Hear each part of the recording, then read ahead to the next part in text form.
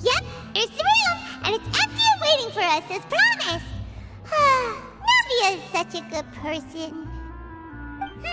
Now that the serial disappearances case has been solved, no one's going to come after us for anything. Even without Silver standing guard, we can just completely relax. Why don't we stay and rest up here for a while? Even machines in Fontaine need to stop and recharge now and then. Oh, come on! This place isn't that bad. Besides, how often do we get to stay in an actual base? Oh, fine. Remember that detective story Paimon read before? Well, the author is about to release a new book, so Paimon wanted to buy it as soon as it came out and have a quiet place to read it. Yippee! Then it's agreed. Come on, let's get some sleep. We'll need to be up first thing in the morning to get in line and buy a copy.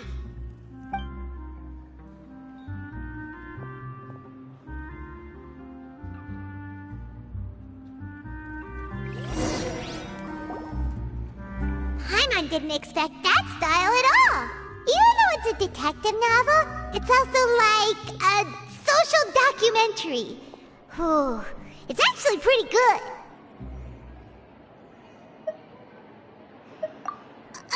No! Paimon just spends a bit more time sleeping than you, that's all. Excuse me, but do you know if the Traveler and Paimon are lodging here? Huh? Who are you? Paimon doesn't recall seeing you before. Wait, you're not here to give us trouble, are you? A blonde traveler and a chatty little fairy. Phew, looks like I found the place. Good thing I asked the Spina di Rosula. Seems they sent me the right way. Hey, what do you mean by chatty? Paimon's always careful not to talk too much. Most of the time, anyway. It's an honor to meet you both. I was sent from the Palais Mermonia. Monsieur Nourillet wishes to see you. It seems he has something important to discuss in person. Nourillet? He wants to see us again already? Huh. We talked so much the last time we met. Has something happened since then? I am not privy to the details. It would be best if you came to the Palais Mermonia and asked Monsieur Nourillet in person. If you say so, but Paimon has a bad feeling about this. Now that I've delivered the message, I'll take my leave. Thanks! We haven't left the room for a few days, so we'll head over once we've freshened up a bit.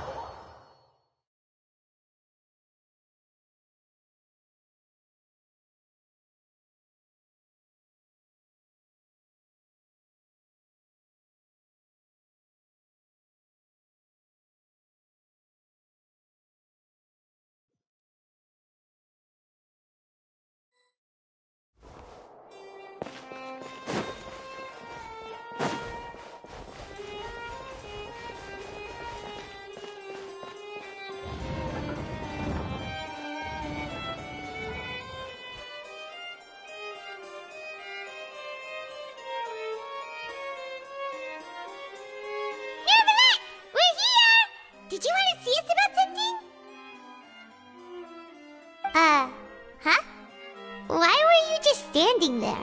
You daydreaming or thinking something over? Yes, I did send someone to fetch you. But as for what I'd like to discuss next, well, I still have some reservations. Given that we've already made the trip here, you should just tell us. Bet you need us to help you with something, right? I do indeed have something I'd like to ask you to do. However, you should wait until after I tell you the details, then decide for yourselves whether you'd like to help or not. The situation is this. It has come to my attention that the Snezhnayan harbinger known as the Knave wants a diplomatic meeting with you, correct? I heard that she was originally from Fontaine, but for her to suddenly arrive here and abruptly request such a meeting like this, I sincerely advise you to refuse her invitation outright.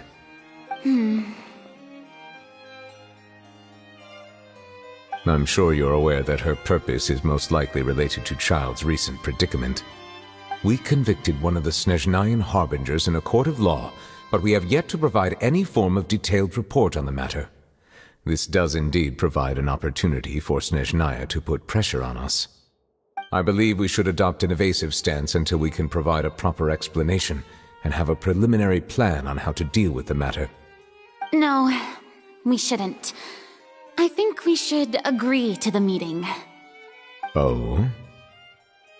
Well, you see, we are the ones that owe an explanation. If we keep putting off the meeting, it could easily result in the problem escalating, right? It's like a fight between two friends. If they don't agree to see each other and talk in person, isn't it possible that the friendship could end entirely? Though diplomatic relations between Fontaine and Snezhnaya could be considered as friendly, it is only superficially so. You wouldn't go so far as to say that our nations are friends, as you did in your example. It was just an analogy. An analogy, okay? Moreover, even if we were to talk in person, if we don't have sufficient information prepared, it is quite possible the result wouldn't be restored relations, but a complete falling out. I don't think we should overthink those possibilities yet. Even if the logic of the divine is not immediately apparent, its wisdom will only be revealed with time. Besides, you'll be at the meeting. If any problems do pop up, you'll have no problem navigating them. I must clarify that interacting and communicating with people outside of court is not my cup of tea. It seems you think too much of me. But more importantly, when did I agree to join the meeting with you? You mean you won't come? No, that won't do. I can't go to the meeting alone. You have to accompany me. I must take you with me. Lady Furina, could there be something else regarding this matter that is being kept from me? No, not at all. Look, I am the Hydro-Archon of Fontaine, Focalor, the god of justice who is loved and adored by many. So I only hope that justice will be served in this matter. Don't overthink it. I'll go find someone to arrange the meeting.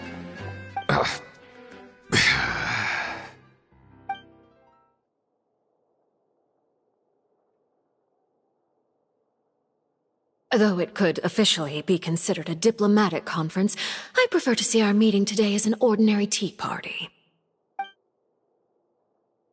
I assume you see it the same way, Miss Furina?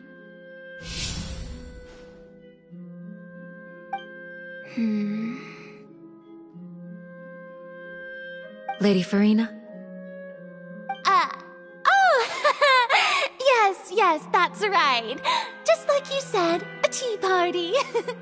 I should thank you for providing the pastries. They look delectable. To make this tea party even more lively, I've invited someone else to join us today. It's a pleasure to meet you, Monsieur Neuvillette. I was born in Fontaine, so naturally, there's no need to introduce the nation's revered Eudex to me. Hello. The pleasure is also mine. First, I would like to thank the two of you. I'm often away on business outside of Fontaine, and I'm told that the children of the House of the Hearth have been well taken care of by you. Oh, I'm not referring to when my children, Linny and Lynette, were falsely accused by you. Please don't misunderstand. The children of the House of the Hearth are often misunderstood, perhaps due to the reputation of the fatui. There's no getting around that. All I meant to say is that Fontaine has been stable in recent years. The people are well off and the children lead happy, fulfilled lives. That is something truly worth cherishing, and no one wishes to disrupt such peace. Now then, you have come regarding the matter of child, correct? Well, yes.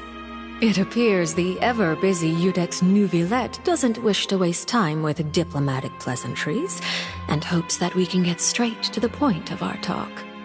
Yes, as you surmised, understanding Child's situation is indeed one of the goals of this trip. As we are both diplomats from Snezhnaya, as well as Fatui harbingers, Child and I have always been colleagues. Were anything to happen in Fontaine, each of us would serve as the other's attorney to resolve the issue. So now, in my capacity as his attorney, I request that Child be turned over to Snezhnaya. We have a responsibility to cooperate with Fontaine and resolve what has happened to him together. The rules governing attorneys only apply before a trial has concluded. Since a verdict has already been rendered, we see the case as settled. I apologize for being unable to grant your request. An outright refusal. Very well. I respect all the rules of Fontaine's courts, just as I respect you as Chief Justice. Okay, why don't we back up a step? You don't need to transfer Child to us. I only request to enter the fortress of Meripede to see Child and confirm his condition. It's not like you couldn't even manage to fulfill a simple request like that. Right, Miss Farina? About that. The fortress of Meripede has always been completely autonomous. Even we have no authority to interfere there, and diplomatic issues do not suffice as an excuse. However, if you absolutely must confirm the situation of the Harbinger, I have a proposal.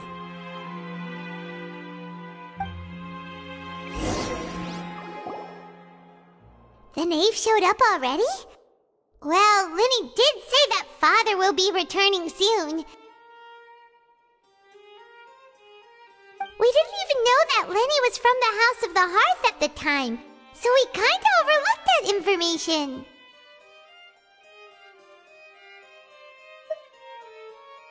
Yes, thank you for your kind advice. I'm well aware of the situation. I also noticed that Lady Farina acts a little odd and unnatural whenever I bring up matters related to the knave.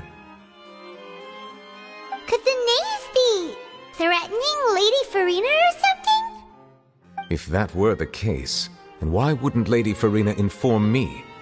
And what means could the knave possibly have to twist the arm of an Archon? So maybe that's not very likely. Even though Farina can act a little weird at times, she's still an Archon. In reality, this problem is even more thorny than it appears. According to reports from the fortress of Meripede, Child recently disappeared under mysterious circumstances. The details are still unclear. We cannot rule out an escape, but there have also been no reports of him outside of the fortress of Meripede. Special guards oversee the fortress, and its internal systems are extensive. Combined with the special characteristics of the surrounding terrain, an escape should not be possible. I suspect that there's something else behind Child's disappearance. I was only willing to share this information with you because you are friends of Child, and it is my duty to see justice done. So this is what you wanted to see us about before? Yes. I would like you to go to the fortress of Meripede and investigate Child's disappearance. This was my proposal during our meeting with the knave. Rather than allowing her to intervene, I offered to send someone to find out about Child's situation and report back to her in detail. The knave did not seem satisfied by my proposal, but she still agreed to go along with it for the time being. Her words were, "We will talk more once we have that report." So that means we bought ourselves some time.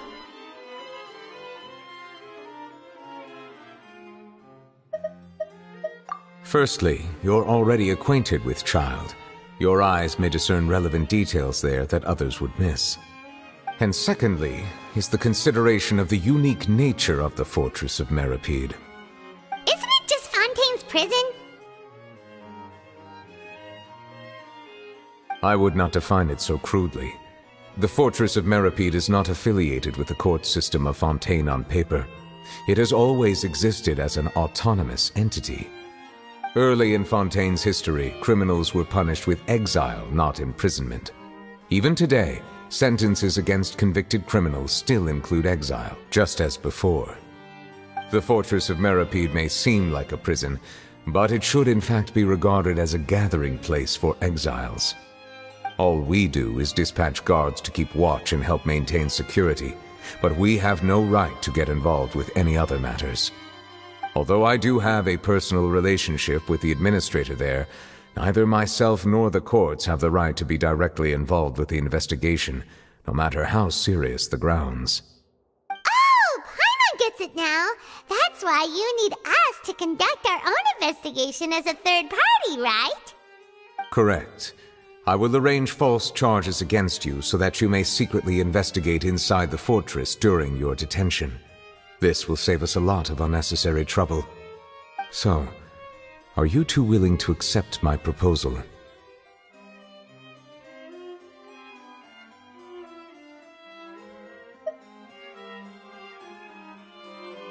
Yeah, no matter how you look at it, it seems we're the best choice. Alright, we hereby accept this difficult task. Reluctantly. You two have my sincere thanks. This matter is of critical importance to Fontaine's current situation. Also, I hope that both of you can keep this operation a secret. We will rendezvous at the Fortress of Meripede's entrance on Erinius once you've prepared yourselves. I will arrange for someone to take you inside. Prepared ourselves? Is there something we need to prepare? Perhaps you could enjoy a good meal and have a nice bath. I'm afraid that living conditions inside the fortress are nothing like those on the outside world. Oh, right! Even though we'll be there on trumped-up charges, we'll be in prison for real. On second thought, is it too late to back out? Please do not worry. Since you are sacrificing both your time and quality of life for the sake of delivering this report, you will be compensated according to the highest standards permitted to legal staff, regardless of the outcome. Now that's more like it! Come on, traveler, let's go eat the best meal we can find! We'll eat so much that we won't need to eat another meal for a whole month! You're a treat. Are you leaving now? In that case, please take this cake as a token of my personal gratitude.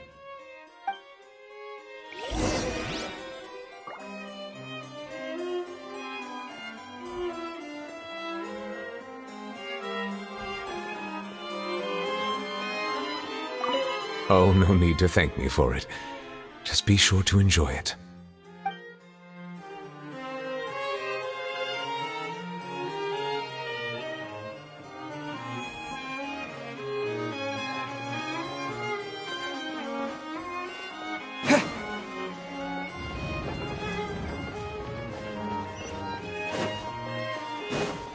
These newcomers are fools.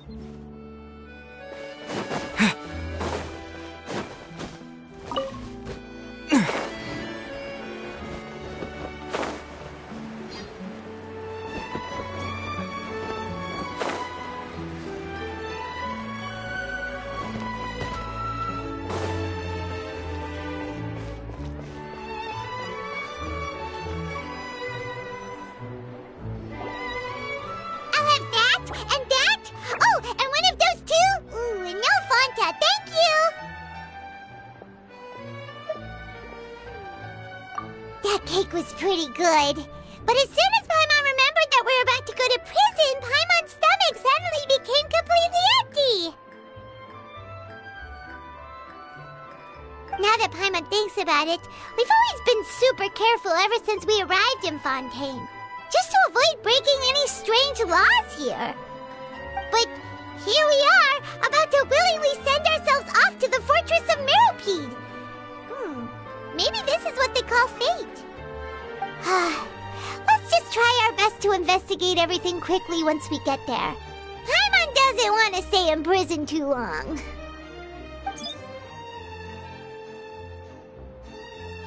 Oh, what is that I hear? Is it the taste of a breaking story? Hey! You can't hear a taste! And what are you doing here, Charlotte? Oh, don't remind me. I invited an eyewitness to a case to eat here, and I was planning to get some great material out of him. But he didn't even show up. Calm down, calm down. This is nothing new. As a journalist, you should be used to this by now. As long as you can score some juicy tidbits from the traveler, you might still be able to recover the cost of the meal. You know we can still hear you, Charlotte. Never mind. It's nothing. I just heard you mention the Fortress of Mirrorpede. You didn't commit a crime, did you? Please tell me all about it. No way! We would never! We're just going there to...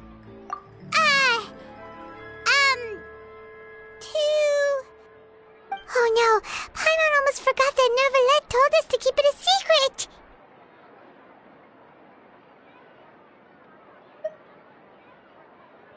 Huh?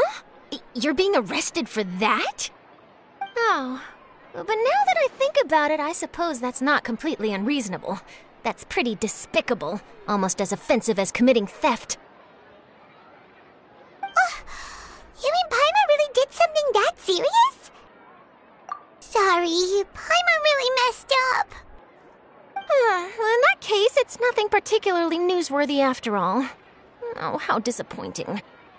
All right, there's still a chance. Since you're going to be at the Fortress of Mirrorpede, would you be willing to help me gather some material for a story? About that, Paimon doesn't think we'll have any time. Oh, it's nothing difficult. All you have to do is think of a way to get some time face-to-face with the warden of the fortress. He was awarded the honorary title of Duke in Fontaine. Sounds really cool, huh?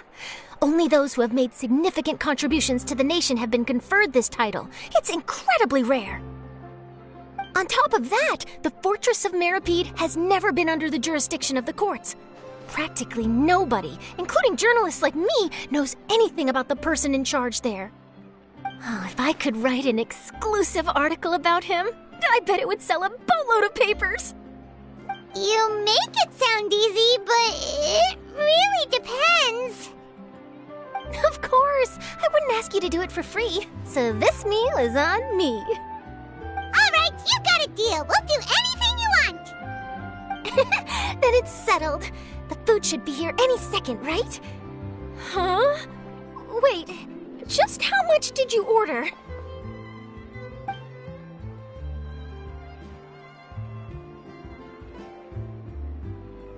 Oh, Paimon's so full. Well, guess we have nothing to regret now, so let's get going. Wait. Paimon just said something really ominous, didn't she? I had no idea you could eat so much. That didn't go according to plan. Please, please, don't forget about the material for my news article.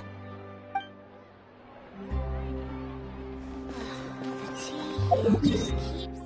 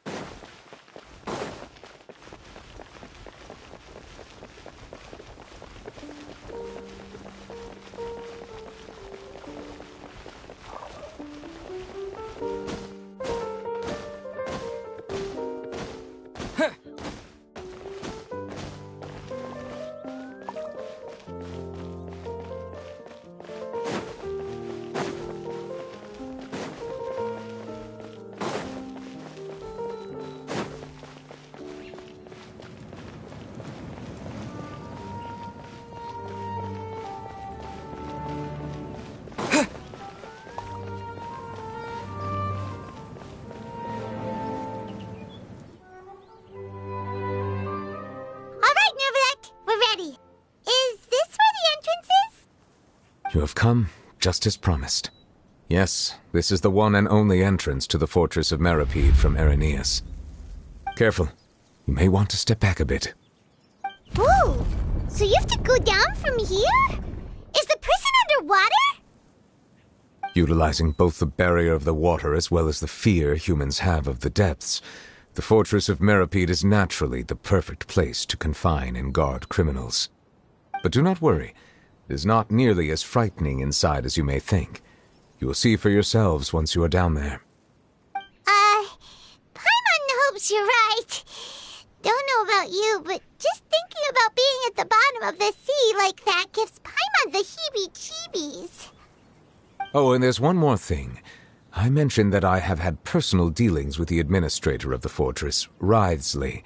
He's a very shrewd fellow. Yeah, we heard about him too. He's that Duke, right? Correct. He is the highest-ranking manager of the underwater prison. Even though you are going there to investigate at my behest, it would behoove you to avoid any confrontation with him or any of his subordinates. The Duke rarely ever leaves the fortress of Meripede, but that does not mean he is not privy to all that is happening inside and outside the fortress.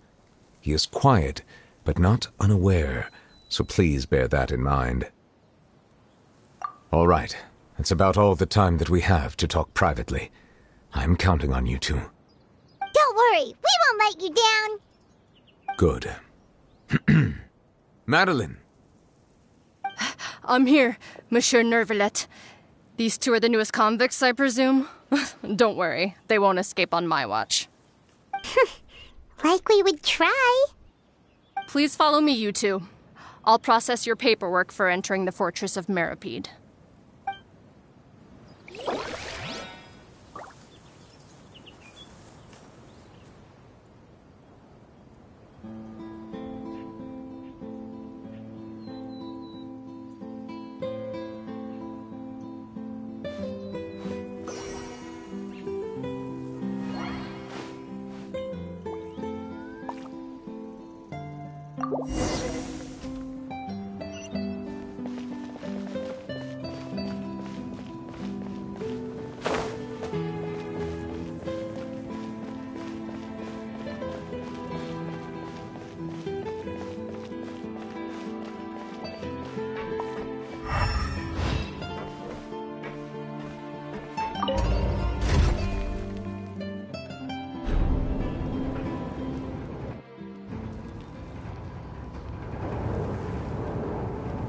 Are we already underwater now?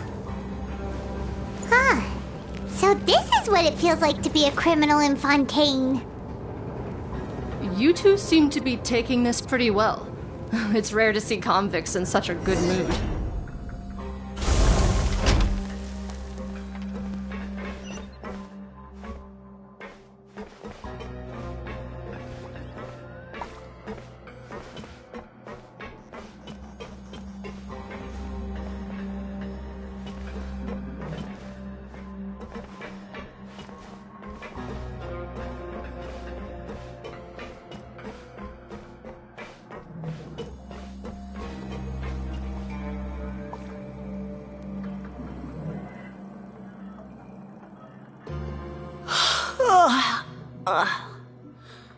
Oh, it's you, Madeline.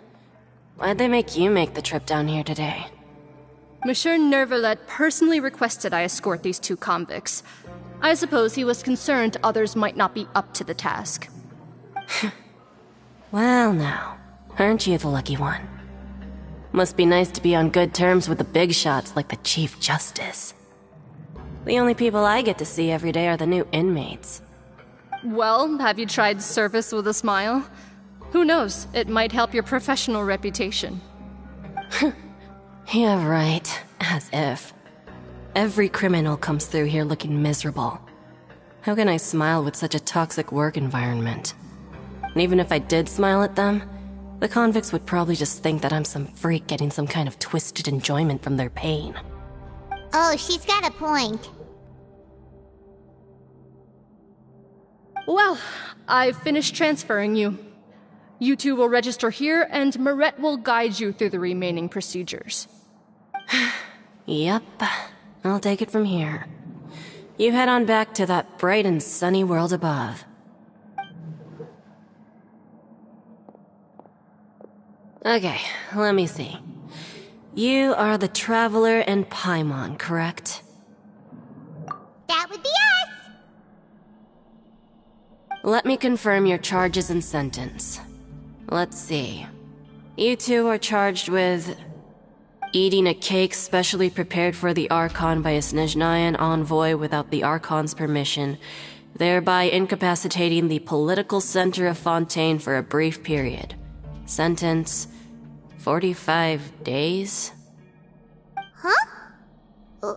Wait, you mean the cake that Nervalet gave us was... Just looking at the charges, it seems you two are capable of causing some serious trouble. And considering how fond Lady Furina is of sweets, this crime is tantamount to trying to assassinate the Hydro Archon herself. Now I've seen everything. Anyway, we still need to finish processing you before you can enter the Fortress of Meripede. Please stand in front of the board over there. I'll take your mugshots with my camera. Oh, all right. But be sure to catch Paimon's good side.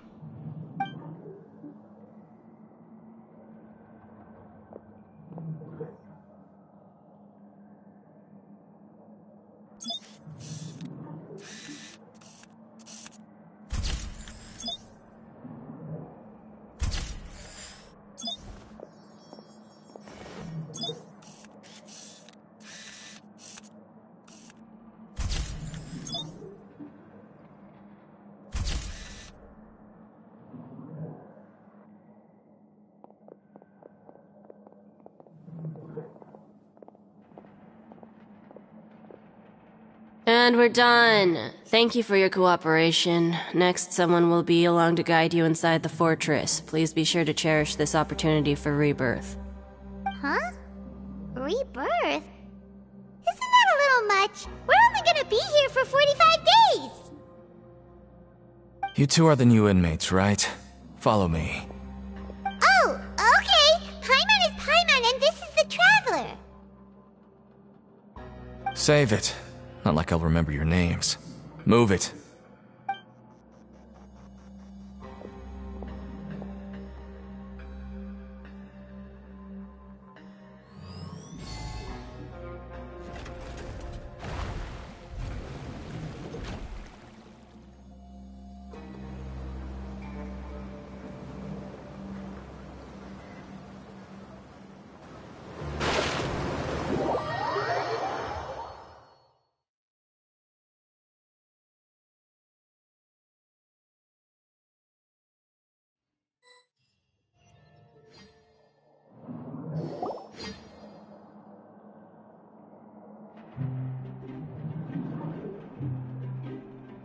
So, are you one of the guards here? Is there anything we should be careful of while we're here?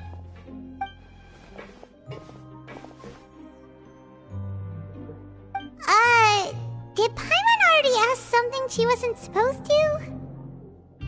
Why should I tell you anything? What's in it for me?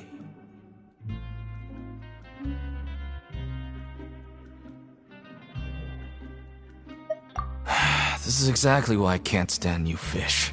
I wouldn't even be doing this if it weren't for the credit coupons. Credit coupons?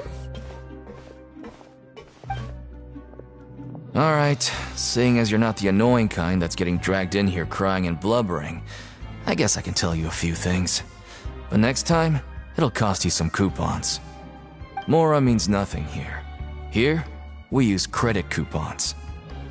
Coupons can get you almost anything in the Fortress of Meripede. Desires? Fulfilled. You want power? No problem. Coupons can even change fate itself. So, credit coupons are a currency that can only be used here? It's not as simple as that. Like Moret said, everyone gets a chance at rebirth. No matter how much money or power you had before, it means nothing once you set foot inside the Fortress of Meripede. You have to start over and earn your coupons. Everyone starts from the same place, and you have a chance at a new, less terrible life. I guess that's the real purpose of the coupons. They symbolize true fairness and true justice. And this is also exactly why so many criminals choose not to return to the outside world, even after they've served their sentence. Oh, so that's what the Fortress of Meropida's like. Huh. Paimon was under the impression that it'd be more like a prison. It certainly ain't all sunshine and roses here, but it's also not the worst place to be. You'd better take a good look at the scenery now. It'll be the last chance you get for a while. After being away from the sunlight for so long, even the terrifying depths of the sea start to feel like home. It just stops feeling oppressive, you know? Oh, I'm actually an inmate like you two. Welcoming newcomers is a job I've picked up to earn some extra coupons.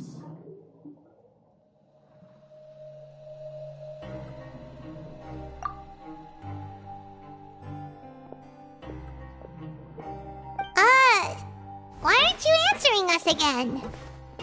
I've told you enough for free. Any more info is gonna cost you. So all you care about is Mora! Wait, no. Coupons? Almost there. It's down through here. Your turn to give it a try.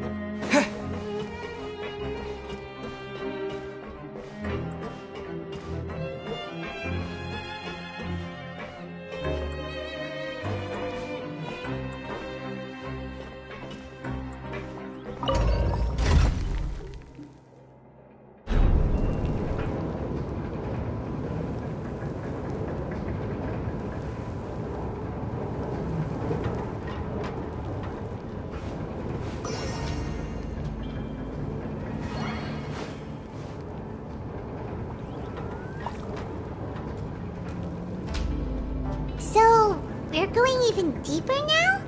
Just how deep down are we? It's like a metaphor for your previous life, isn't it?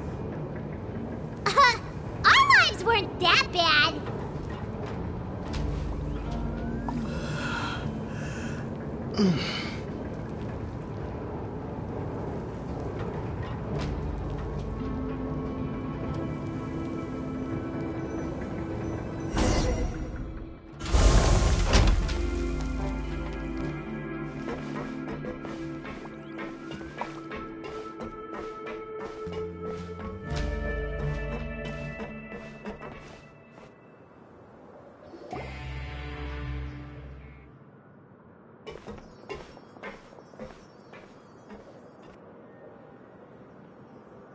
So this is the actual entrance to the Fortress of Meropide?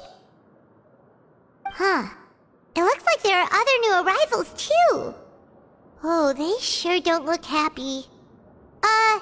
Maybe we look too relaxed for fresh convicts.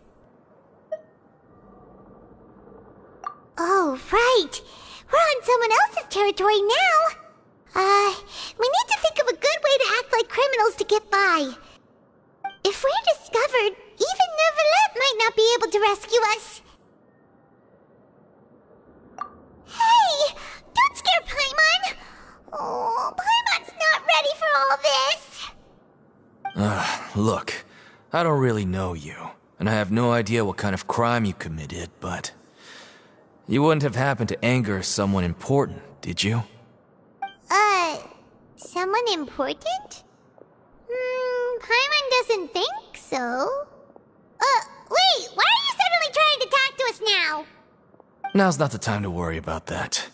Anyway, it's over there, so you just go on over there by yourselves. I've done my job, so good luck. What was that all about? Wait a second. Are there usually so many garter mechs around here? They're already onto us? Prisoners numbers 7459 and 7560. Welcome. Oh, no need to be anxious. These Gardamex aren't here to attack you. In fact, they're here as your honor guard. When I heard that you were friends of Monsieur Neuvillette, I had the Gardamex come and wait in formation. Wait, you know about our connection with Neuvillette? The seafloor isn't as cut off from the world as you might imagine. However, I'm afraid that I know nothing more than that you are friends of the Udex. And as you can see, committing a crime means being sentenced here, even if you're friends with the Chief Justice. Quite fair. The Duke! Greetings, Your Grace. Lovely weather today, isn't it? Oh, greetings, my good fellow. Well, I'm willing to imagine that the weather is as good outside the sea as you say it is. How great it would have been if only the Fortress of Meripede had been built on the coast, huh? It would have been so convenient to enjoy a nice chat in the sunshine. My profuse apologies. I just got so nervous when I saw you, So this is the Duke. He sure looks a lot younger than Paimon imagined. The Traveler and Paimon, correct? Mr. Deacon here was responsible for your welcome. I trust you were satisfied with his guidance?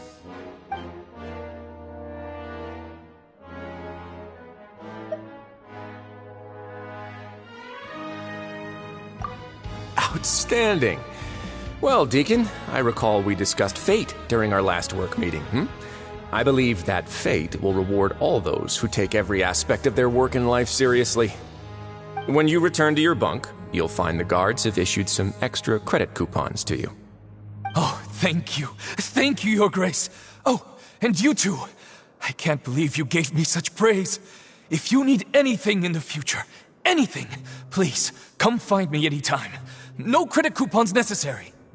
Well, I believe that concludes the introductions. We've already taken enough time here. Deacon, if you would. Yes, Your Grace. I'll take my leave now.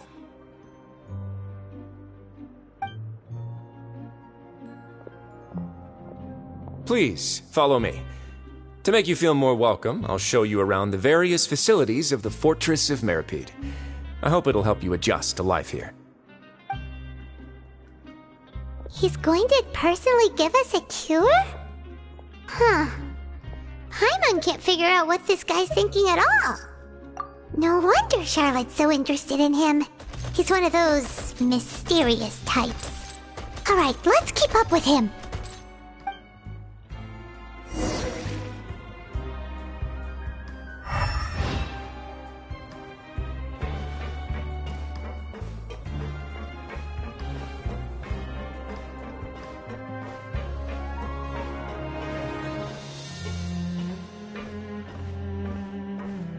I'll never get ahead.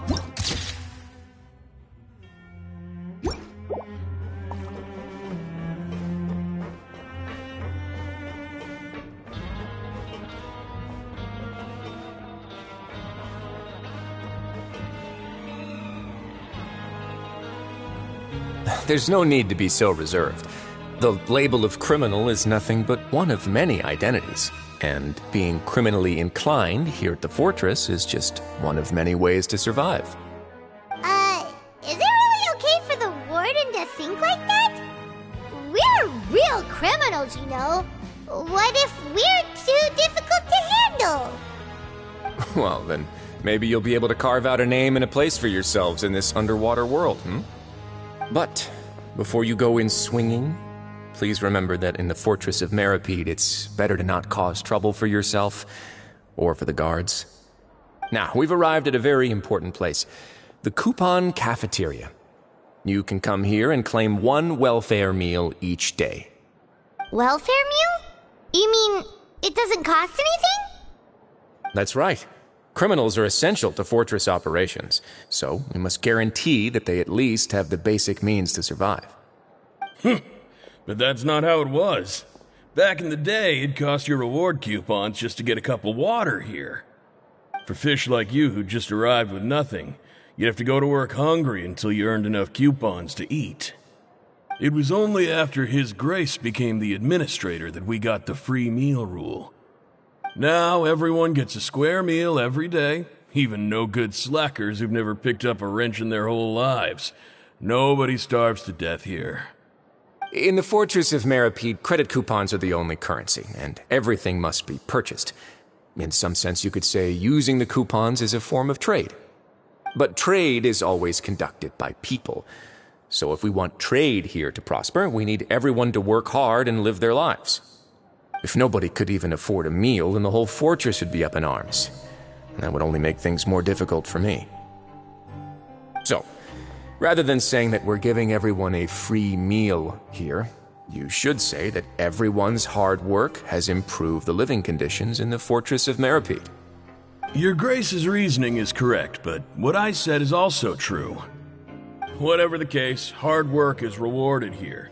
You'd be hard-pressed to find anywhere else as fair and reasonable. Right! Paimon sees your point. By that logic, this place doesn't seem so bad after all. Oh, wait, no. We shouldn't drop our guard so quickly.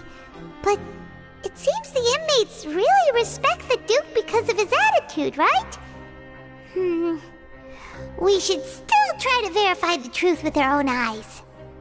Let's continue this way.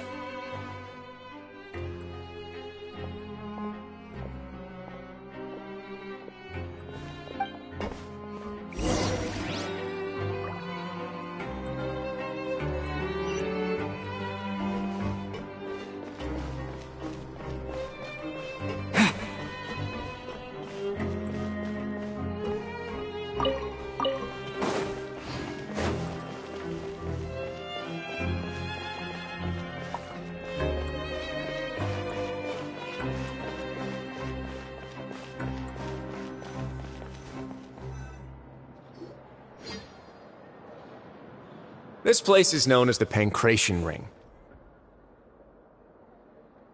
Sometimes we have criminals who have more energy than they know what to do with. Their daily work alone isn't enough of an outlet for them. So, instead of leaving them to their own devices, we've provided them with this dedicated venue. This way, nobody will get involved unless they want to be. Pancration matches? And you can earn extra coupons? Oh, what do you think, Traveler? Interested? But I must warn you that your sentence will be extended if you fail to restrain yourself and end up seriously injuring or killing your opponent. So, did you set this place up too? No, actually. I just granted approval for the organizer to use this area to build the ring, and I collect a portion of the proceeds in return. Of course, the fees are also quite useful. Oh. Do you mind if we ask what they're used for? Sure. Ensuring personal safety, maintaining the arena, and resolving any conflicts that arise. Why? Are you interested in how to manage a pancration ring? Oh, no. Paimon was just wondering if that's how you paid for everyone's welfare meals. A reasonable guess. I see you have a talent for entrepreneurship. Oh, you hear that? Paimon has a talent! So we can start a business here? That is something you can discuss between yourselves later. Let's move on for now.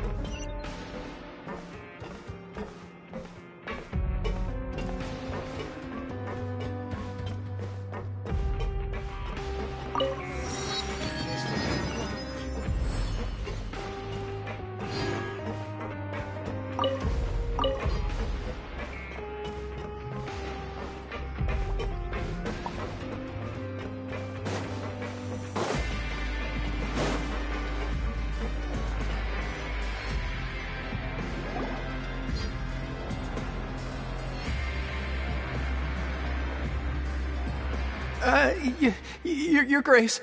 Good morning. I mean, good afternoon. No, wait, what time is it again? What time indeed? Time waits for no one, so it's best to keep an eye on it. My apologies, Your Grace. Jeez, that guy's so nervous he almost forgot to breathe. Sorry, forgive my manners. These are the dormitories, which is where inmates sleep. The guards will inform you where your bunk is later. In the Fortress of Meripede, criminals usually spend most of their time in either the production zone or the sleeping areas. The production zone? What does it produce? Is that where we'll be working? Not necessarily. Though working in the production zone is the most reliable way to earn credit coupons, if you have other skills, you can skip your shifts to earn them in other ways. Wow. Wait, you're the manager of this place, and you're just telling us to our faces that it's okay to skip work? The fact that the Fortress of Meripede has continued operating completely autonomously is proof enough that most people are willing to work honestly and earn a stable income. As for what we produce, many of the clockwork machines seen all over Fontaine originate from our workshop. Therefore, the Fortress of Meripede is not only a place where criminals serve their sentences, but also a giant machine factory. There's no need for me to get into specifics about the production process now. You'll experience it all firsthand when you report for work tomorrow. Let's move on. The tour continues over this way.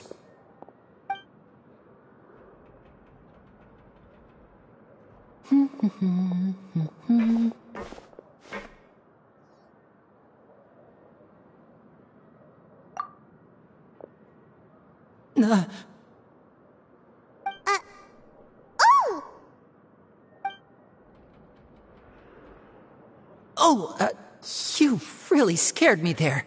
I didn't expect to see you here, Your Grace. I thought maybe I was so tired from work that I was starting to see things. The only thing you should be seeing is the work in front of you. Stay focused and keep up the pace. Oh? Is something the matter? It's nothing. Paimon's just worried about how hard we'll have to work tomorrow.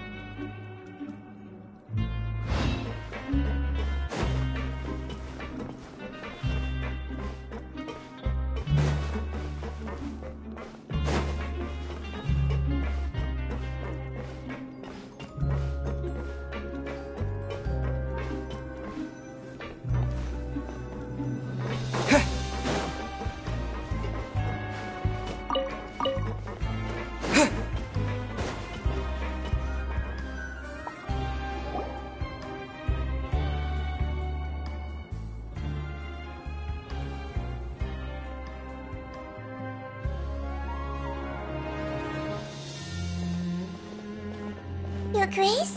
What are you doing in the infirmary at a time like this? Oh no, you didn't injure yourself, did you? Not yet, unfortunately for you. But thank you for your concern, Sigewinne.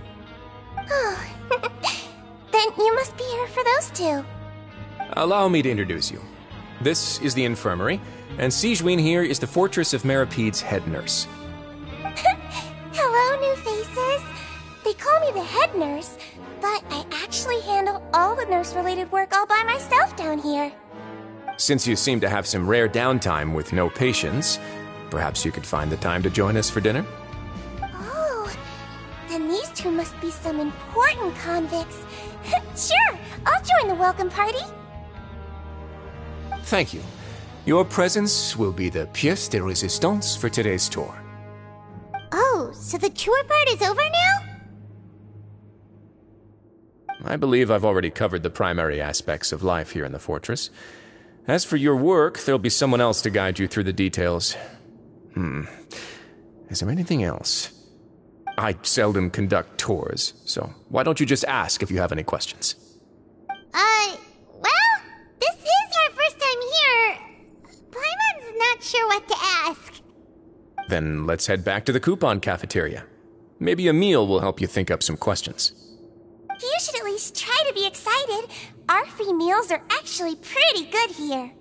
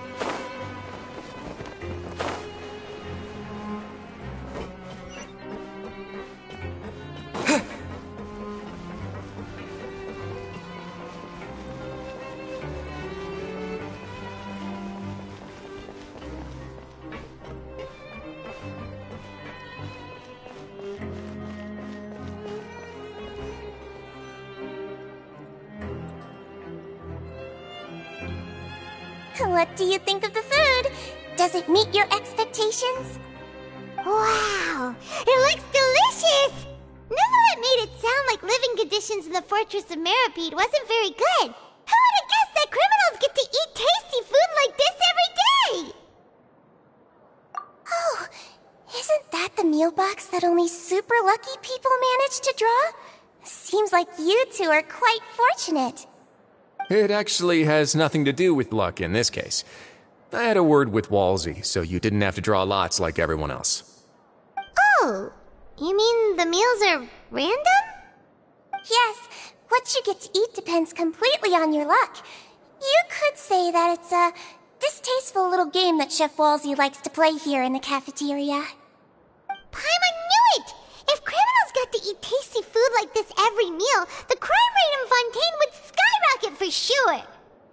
Excuse me, did I hear you mention Nervulette just now? I've been wondering how he's doing. Is he busy with work? Has he been taking care of his health? He seems healthy no matter how you look at him, but he works so hard all the time, so it must be really tiring. It sounds like he hasn't changed a bit. Looks like you can stop worrying so much, Sigewinne. Oh, that's good. But I still feel like it's been too long since I've heard any news about him. No news is good news. Maybe next time I've got something to discuss with him, I can invite you to accompany us. But isn't the Fortress of Meripede independent from Fontaine's court system? What do you two have to discuss? Well, we provide all kinds of mechanical products for official use, and some essential goods have to be obtained from the overworld, so we naturally have to stay in touch about this and that. Monsieur Nervulette's character is unimpeachable. No matter the question, you can discuss it openly and freely with him.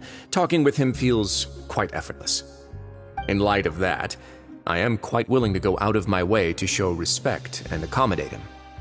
In fact, right now, I'm treating you two as guests invited by Monsieur Nervulette. But unfortunately, I can only do so until the end of this meal. After this, you two will just be inmates here. You're very welcome. Well, your new life awaits.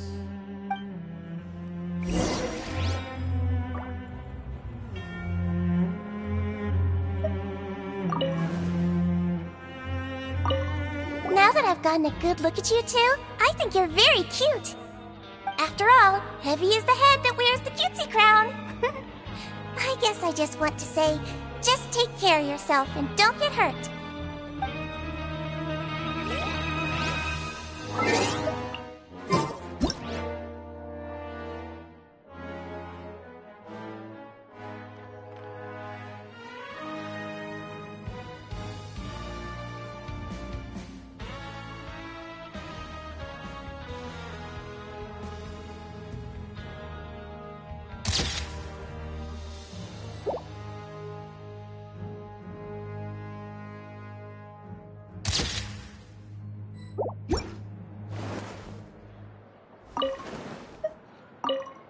Are you finished eating?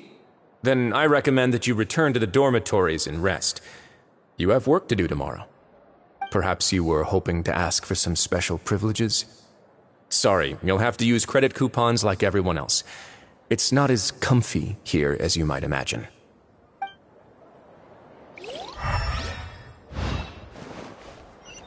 Grab yourself a welfare meal.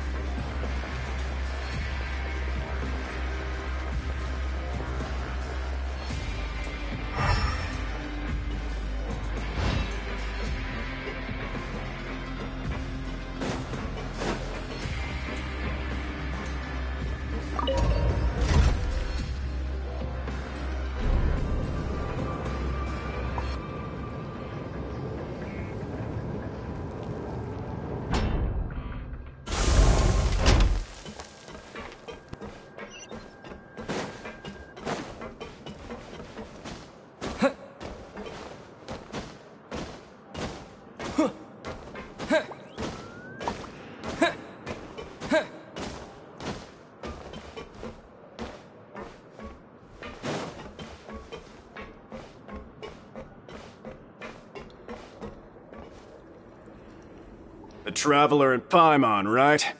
Listen up.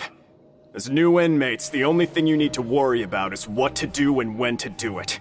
Don't make any extra trouble for yourself. Your bunks are right over there. Follow me.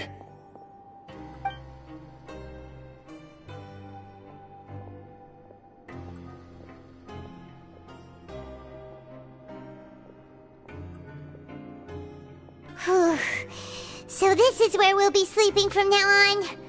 Oh, Paimon can't believe this! The days of staying home and reading detective stories are like a dream now. By the way, Traveler, we saw a lot of things worth investigating just now. Even though the Duke didn't say it too directly, judging from what he said at the end, it seems that he was only welcoming because we know Neuvillette. We are criminals, and Paimon did eat that cake, but we're actually here to help Neuvillette. Is it possible that he knows we're here on a mission? Or is Paimon overthinking things? Yeah, Paimon thinks so too. He probably knew why we came here from the very beginning and intentionally wanted to send us a message. Maybe something like, "Hey, I have my eyes on you, so don't try anything funny." Yeah, you're right. It's not like we can go back to Neuvillette empty-handed and say, "The dude looks scary, so we gave up." And besides, the Duke said that he was willing to go out of his way to show respect for Neuvillette, right? So, we at least need to try. But Paimon hasn't gotten a clue where we should start our investigation. You mean... Yeah, that's what Paimon was thinking too! Paimon almost spilled the beans when we ran into him. Fortunately, based on his attitude, it looks like the Duke sees Linny as just another inmate. We worked so hard to help clear Linny and Lynette's names, and yet we turn around and bam! He's in prison anyway!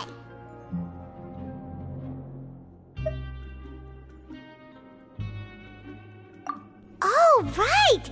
Linny and Lynette are from the House of the Hearth. They work for the Knave, so they could be here to investigate too!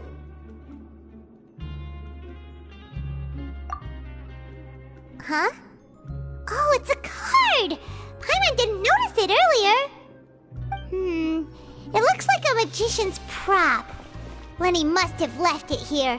He's in prison and still doing his little tricks, huh? Let Paimon have a look. It was nice to bump into you again. Let's catch up in the production zone tomorrow. What in the world? It's written like he's greeting a buddy on the street. Paimon thought he'd write something important. If you say so, we can ask him what's going on tomorrow. Let's get some rest now.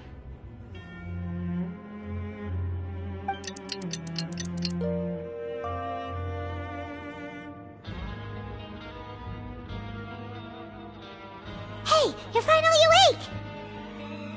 Well, it's Paimon's first day as a prisoner. Last night, Paimon dreamed about getting interrogated by the guards until Paimon told them everything, and then Paimon woke up. Hey, come on! It's just a dream, okay? Paimon wouldn't really squeal. Maybe. Hey, lazy bones! What are you still doing here? If you don't want to starve, then get yourselves over to the production zone. Sorry! We're going right away!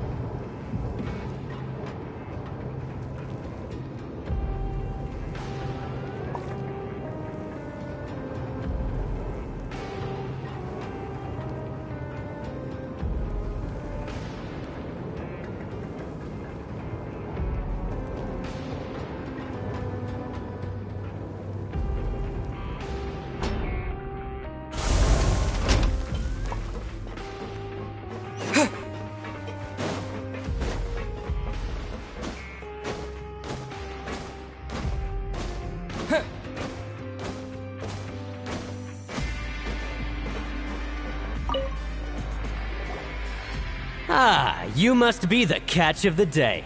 Looks like you've got some luck getting assigned this space. Yep, we just arrived yesterday and... Don't interrupt me when I'm speaking! Yes, sir. Listen carefully to my instructions. I don't want any mishaps. Every machine here is worth more than the both of you.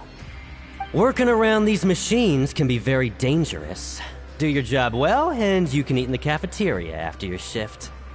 Get sloppy, and you dine in the infirmary. Anyway, the Fortress of Merope doesn't want to lose a single one of its machines.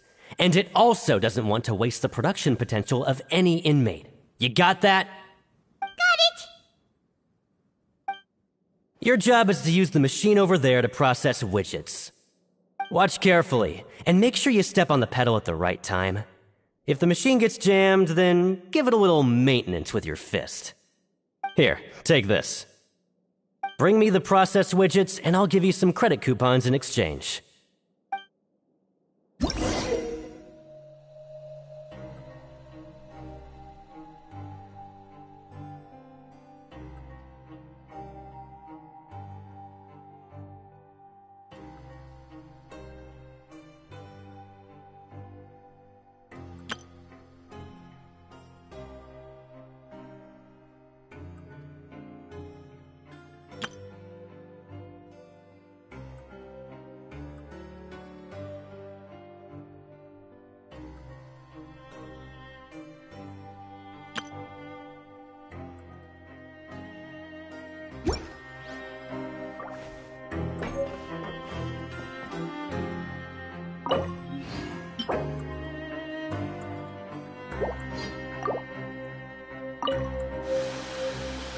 Once the widget is hot enough to glow, jump to step on the pedal and hit the widget with... So if the machine gets jammed, you just need to attack it to fix the problem.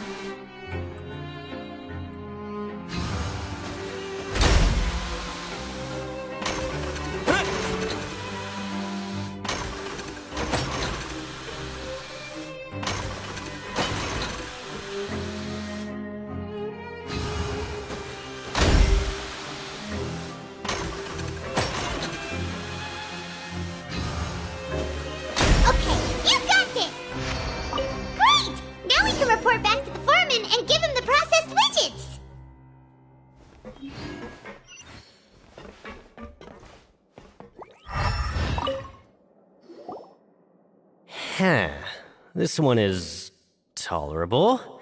Though since the processing is done by machine, the product is all pretty much the same anyway. Alright, I'll pass you for now. And we'll count up how many credit coupons you've earned.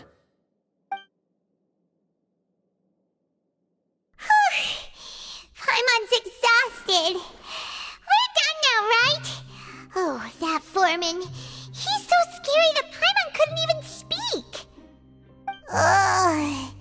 Even though Paimon's starving and wants to head straight to the coupon cafeteria, we still need to meet Lenny first, right? He probably just finished up his work, too. He should be around here somewhere.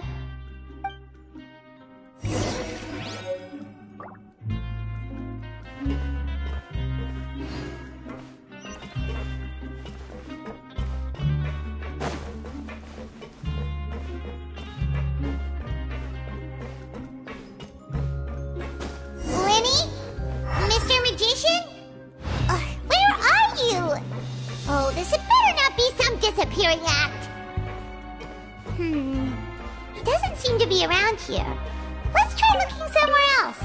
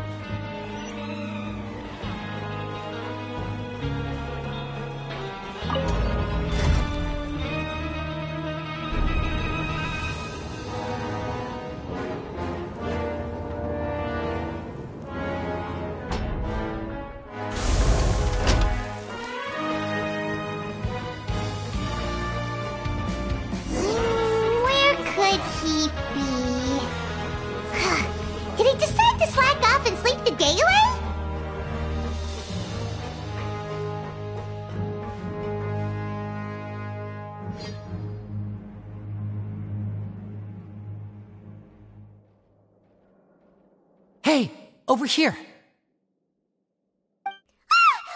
Oh, you scared Paimon! How did you appear out of nowhere like that? Oh, you scare so easily now? Is there something worrying you these days? You little... The only thing we're worried about was trying to find you. Sorry. Come over here and keep it down.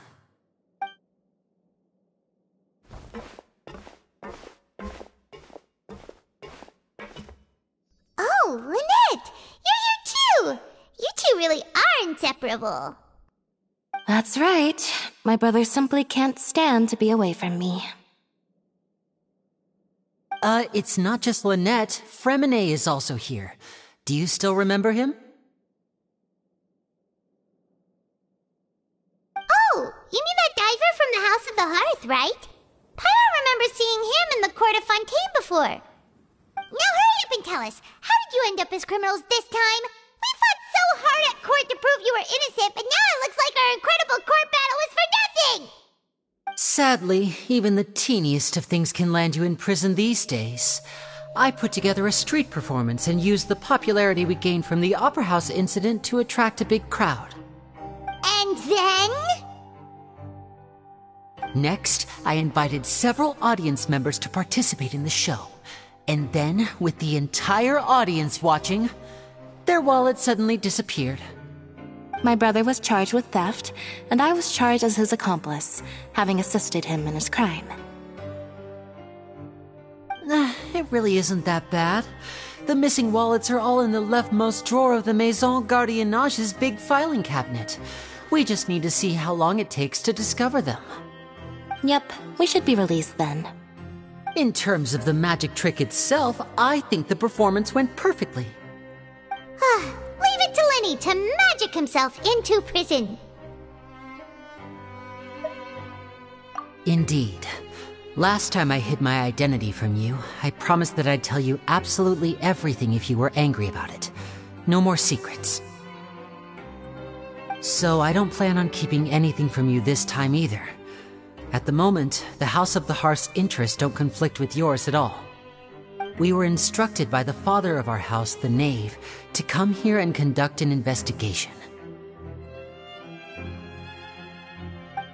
Told you so! See? Paimon guessed right! As for what we're investigating, perhaps you haven't heard, but the fortress of Meropide hides a secret. Some even say that the entire fortress exists just to protect it. The House of the Hearth has been investigating this for a very long time, trying to uncover its mysteries. But recently, all of our informants, including the ones that had infiltrated the guards, suddenly vanished and have not been heard from since. We believe that this is a direct provocation, and it's the reason why we came here. Father has somehow managed to confirm that Focalors does not have Fontaine's gnosis. Huh? How did she manage to learn information that important? Father has her ways. Many of them are beyond our imagination, and we've never had the chance to see her at work. But we trust her conclusions. It was this information that led us to suspect that Fontaine's gnosis might be in the fortress of Meropide and is related to that secret. So it's all about the gnosis again. Well, that's about it from our side. How about you two? Did Monsieur Nervulette send you here? Bingo! The Knave has been applying a lot of pressure. She wants to know what happened to Child, so we came here to investigate. Traveler, are we allowed to tell them?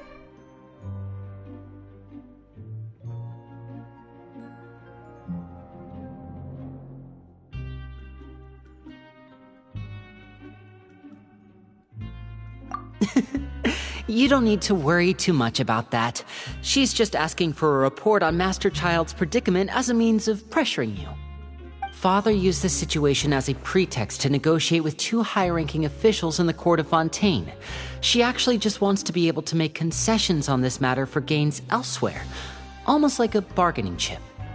Sometimes you need an excuse to do things you otherwise couldn't. And a harbinger is more valuable than you might imagine. Of course, it's not a complete farce. If we do manage to find out what happened to Master Child too, then diplomatic relations with Fontaine could improve, and Snezhnaya might even be able to adjust its stance a bit. Is it just Paimon, or does it feel like we're the only ones who actually care about Child's situation? The relationship between the Harbingers must be as bad as ever. I wouldn't go that far. Father just has different standards than we do when it comes to what can be sacrificed for an advantage. By the way, I have a suggestion.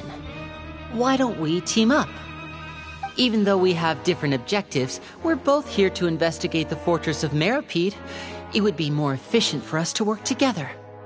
As you know, the House of the Hearth has many reasons to seek the Gnosis, but our highest priority remains resolving the prophesized crisis. You can trust us on that.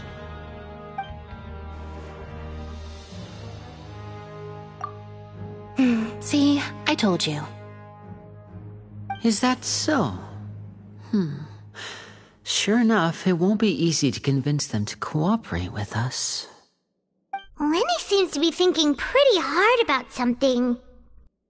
Of course he is. Lenny has been looking forward to a chance to reach an understanding with you ever since last we met. Or, I should say, we were really looking forward to teaming up with you this time. Lynette, just tell them everything, why don't you? It's okay to open up a little.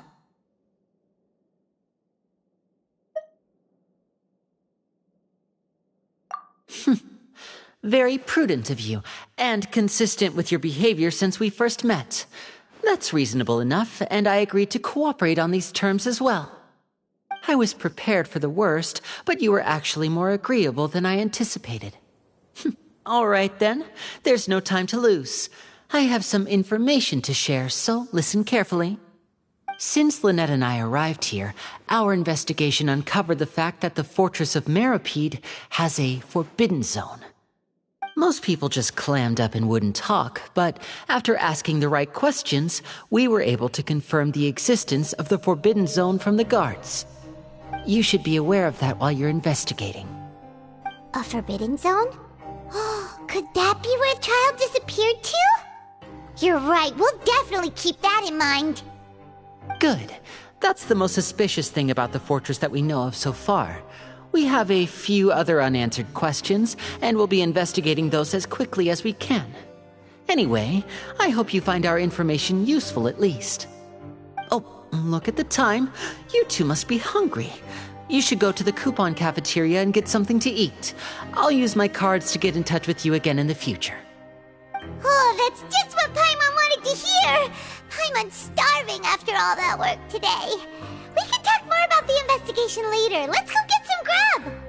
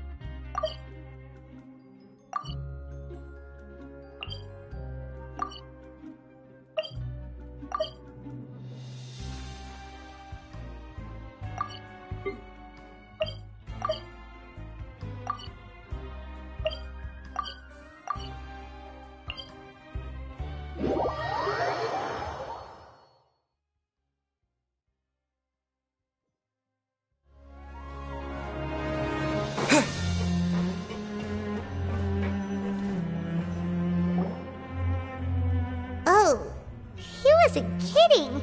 Today's meal is nowhere near as good as last time! Oh, who knows how long it'll be until we're lucky enough to get that super tasty meal again? Forget about it then. We'll just deal with the regular food for the time being. Let's just get out of here as soon as possible. But life here doesn't seem all that bad.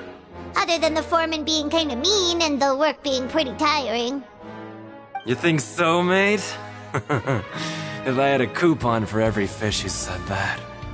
Seems you fishies still haven't learned your lessons from your life up on the surface.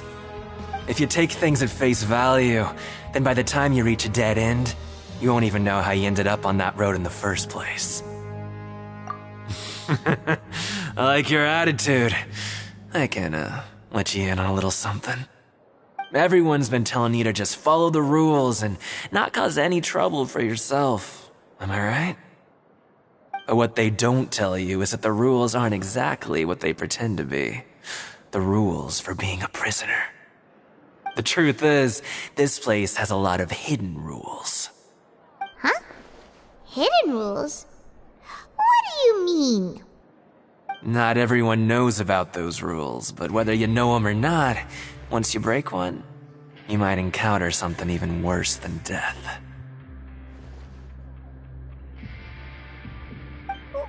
Really? Oh, now you're really scaring poor Paimon. Don't joke around like that! Of course. And I'd say that just disappearing would be one of the better outcomes. Oh, you mean that if there really are hidden rules, then Child's disappearance might have something to do with that? In that case, would you tell us some hidden rules? We definitely want to avoid breaking them. Come on, mate. This is valuable information. The difference between life and death. Do you really think you can just ask and I would tell you? Paimon understands, but we don't have many credit coupons yet. Yeah, I know. Not like I'm going anywhere. Just come talk to me after you've saved enough. Moreover, you're new fish, freshly caught, and completely out of your element. What'd be the point in even telling you anything before you've gotten a handle on your new lives? Come and find me once you've been here longer. I'm usually around the Rag and Bone shop. Just call me V-Doc. Bye-bye now.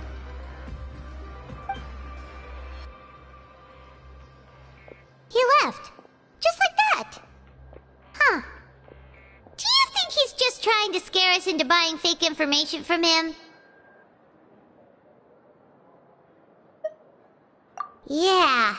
It might be a good place to start in our investigation. Hidden rules, huh?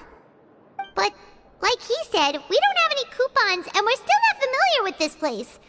Oh, there's nothing we can do about it now. We were so busy talking, we almost forgot to eat. Even if it's not the best, it's probably better while it's warm. Come on, dig in before it gets cold.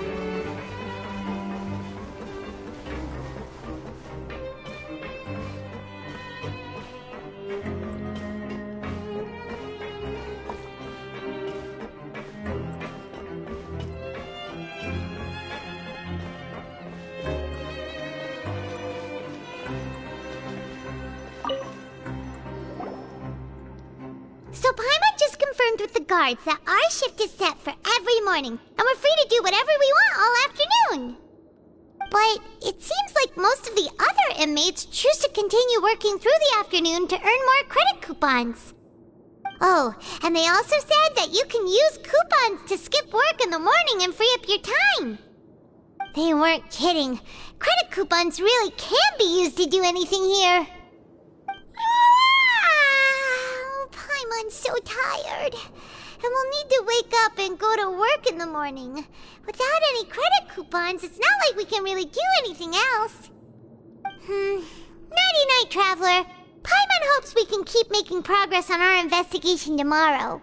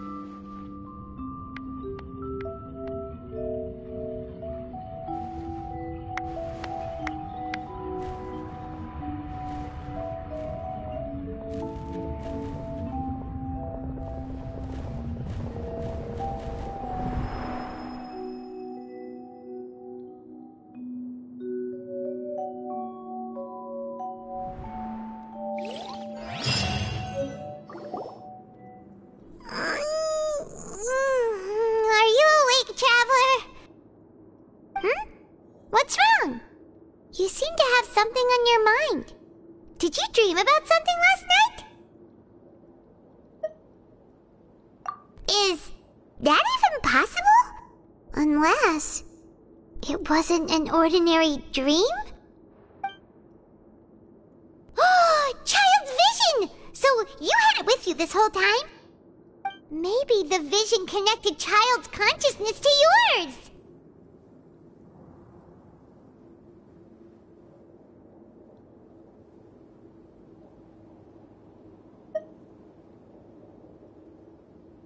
And our investigation has its first major breakthrough! Good thing you brought the vision with you here. So what did you see in the dream? Do you know where Child went? Huh. Okay. Well, hopefully it'll be a bit more helpful in the future. What's more important now is that it's the start of another new day as prisoners. Let's do our best to earn more credit coupons. What's the plan for today?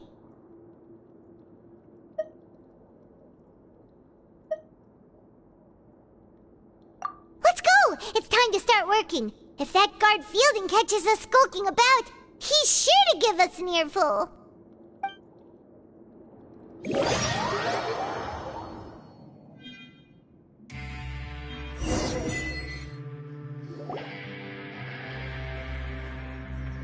Look who decided to show up. Get your butts in gear and get to work. Time's a-wasting. Good, here you go. Remember to give me the widget once you've finished processing it.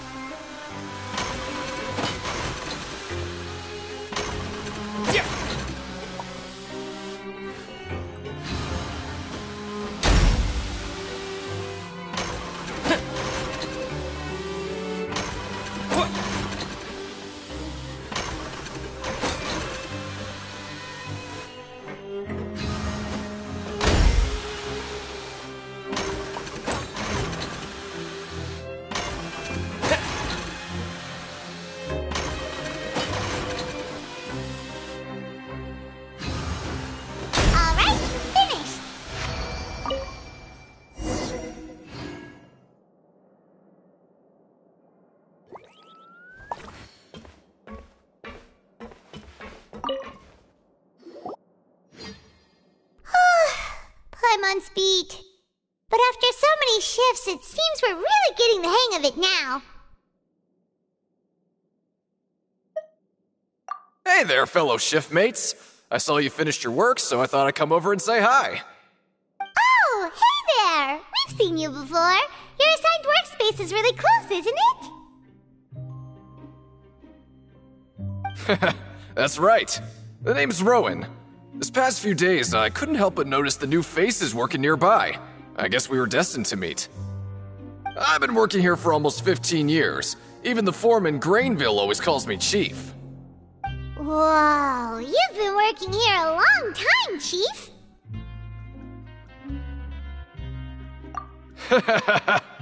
If there's anything you'd like to know, just ask me. I know the work here in the production zone better than the back of my hand. Alright, Chief. We'll be sure to come to you first.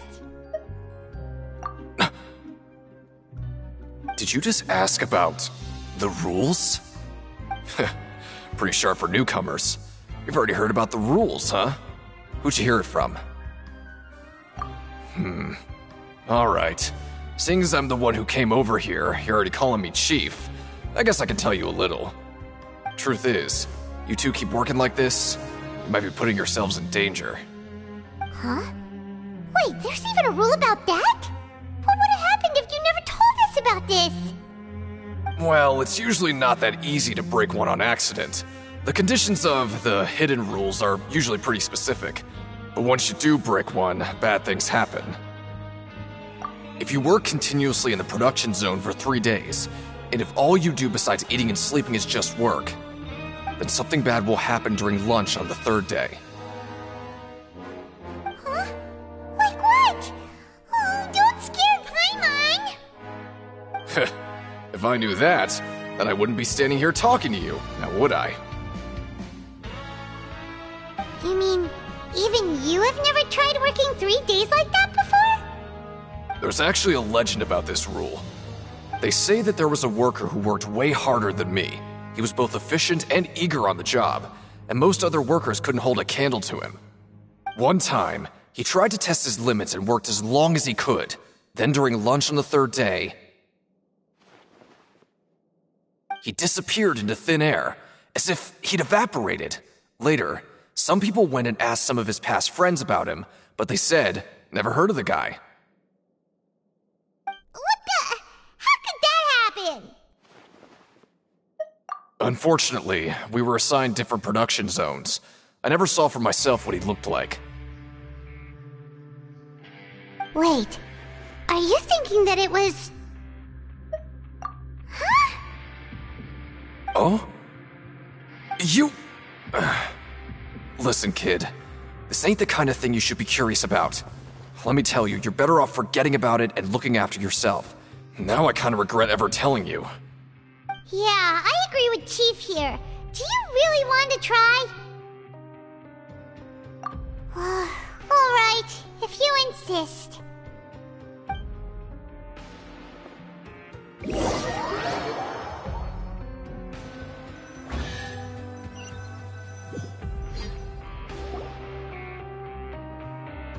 Oh, just a regular meal set. Guess Paimon shouldn't get her hopes up. What would you like to do this afternoon?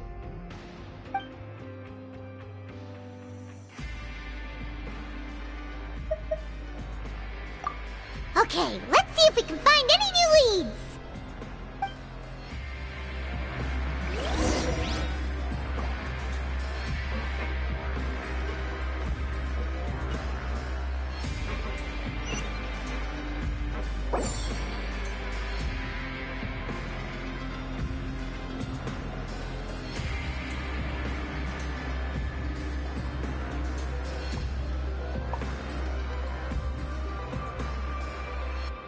Grab yourself a welfare meal.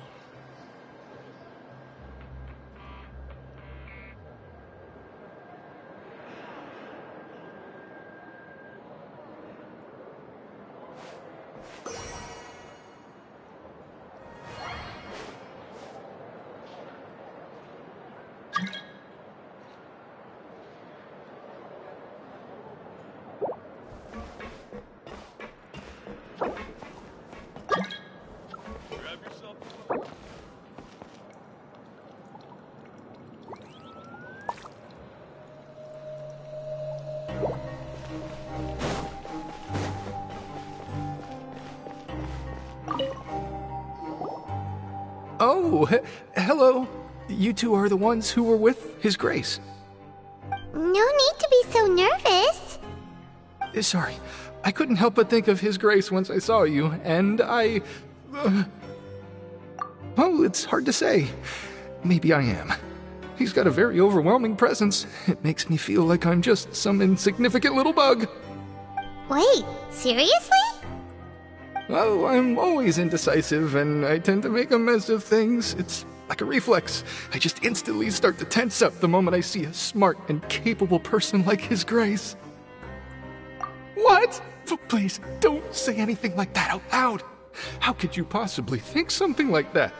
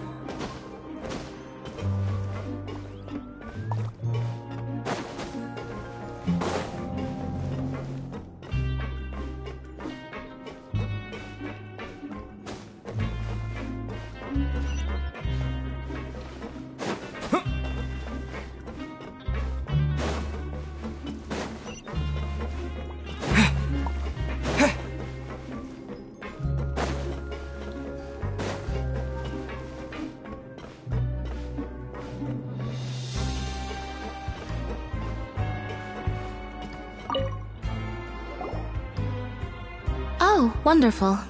I was worried that you'd be busy trying to earn reward coupons all the time, but it seems like you haven't neglected your investigation work after all. Paimon likes having more coupons, but no one wants to work all the time. Have you also been investigating the area, Lynette? No, I was just slacking off, and you happened to catch me. My brother is still obsessed with anything remotely related to the Forbidden Zone. But knowing him, it won't be long before we get more leads. Oh, before I forget, this is for you. Huh? Credit coupons? Why are you giving us these? I've been here longer than you. Coupons aren't a resource in particularly short supply. What is in short supply are interesting people to talk with. Aw, that's so nice of you, Lynette. We'll be sure to make good use of these coupons then. Thanks a bunch!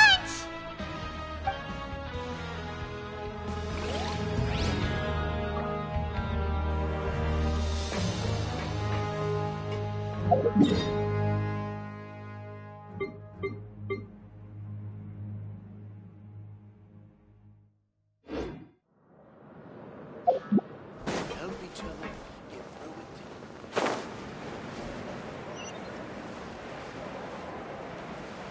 What should we do?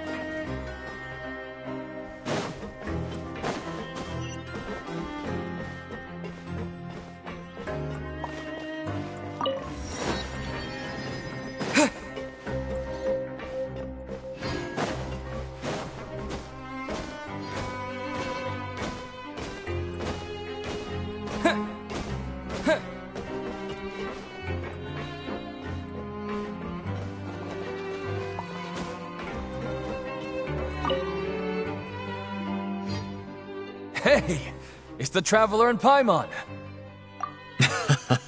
No need to tease me, okay? I won't trip on the same step twice. Listen, I feel ashamed about last time. Thank you for praising me in front of His Grace. Here are the extra credit coupons he gave me. I'd like you to have them.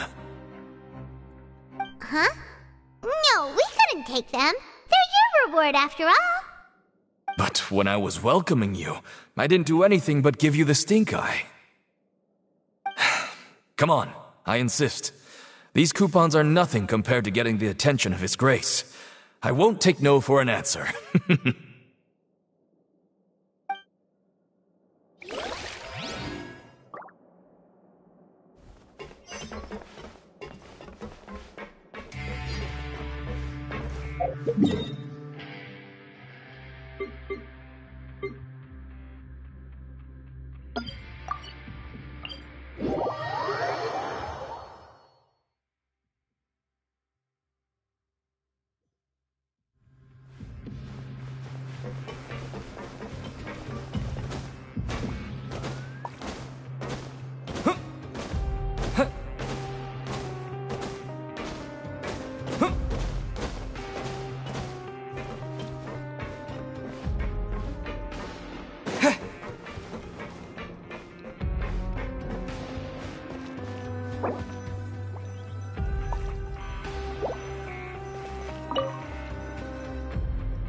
Oh, you want to stop investigating and go rest?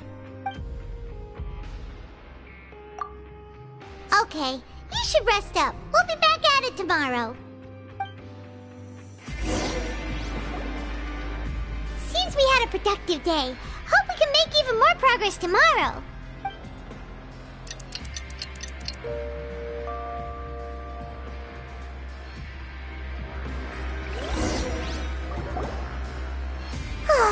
The dawn of a new day.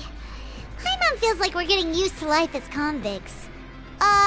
Is that a good thing or a bad thing? What do you have planned for us?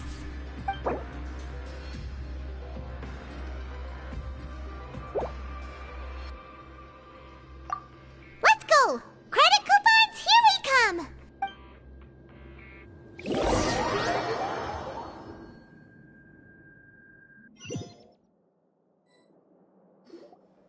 Look who decided to show up! Get your butts in gear and get to work. Time's a-wasting.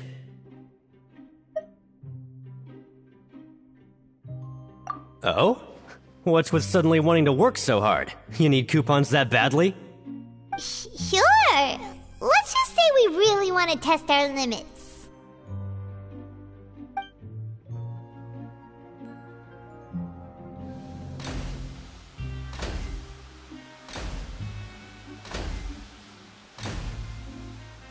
Nice! We did well today. Let's keep it up!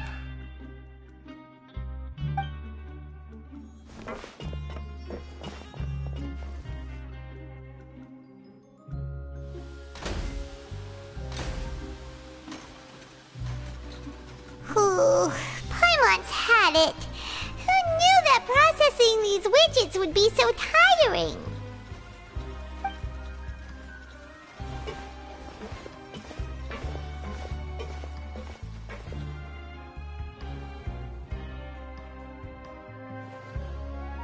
Oh, that's it. Paimon doesn't even have the energy to talk anymore. Is it time to eat yet?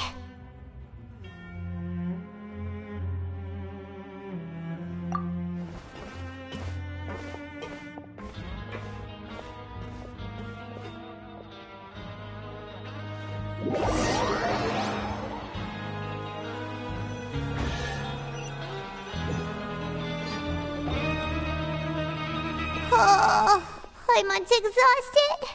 It's just work, work, and more work. Paimon's little body can't handle this much longer.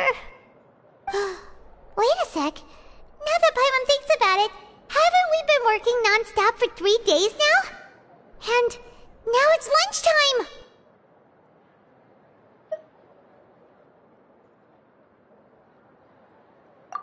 Oh, Paimon feels a shiver going down her spine. What's going to happen? But it doesn't seem like anything's changed at all. we made it to the coupon cafeteria safely. Are the so-called hidden rules only a rumor after all? Well, there's no use to just guessing all day. Paimon's stomach has been grumbling the whole time. Let's just eat already. Paimon wonders what we'll get today. Maybe we'll get the super lucky meal. Wait, what? What in the world is this? What's with Paimon's food? And yours is the same. Is this stuff meat? But it looks and feels so bizarre. What kind of chef would make food like this? What do you think is going on? Is this the bad thing that Rowan was talking about? No, stop right there. Paimon gets what you mean, just don't say it. Hey, isn't that Woolsey over there? He must have made the food, right? So let's just ask him about the food and be done with it. Hey, Woolsey, have a moment? What is it? I'm about to go report the numbers for today's free meal, so you'd better make it quick. It's about the meat in our meals. Look, does it seem normal to you? The meat?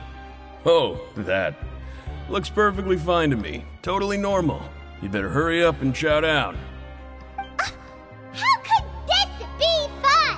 Hey, don't leave! You barely even looked at it! Hey! What should we do now? Woolsey wouldn't even give us the time of day. Is he trying to hide something? Yeah, looks like we have no other choice. Paimon was positively famished a minute ago, but now she's lost her appetite.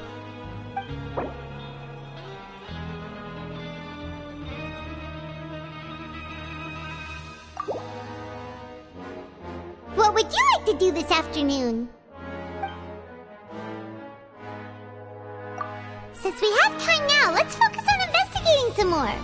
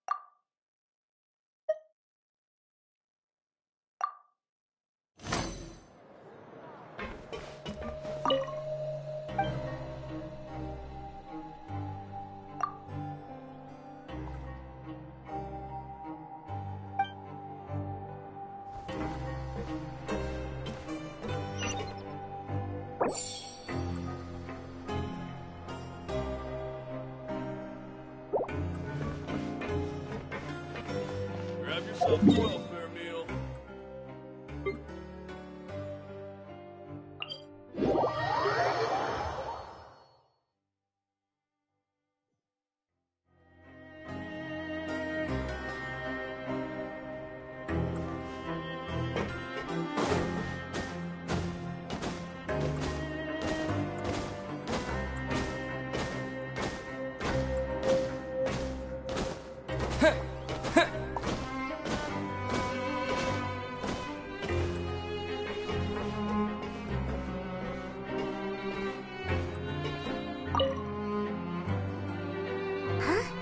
Rowan?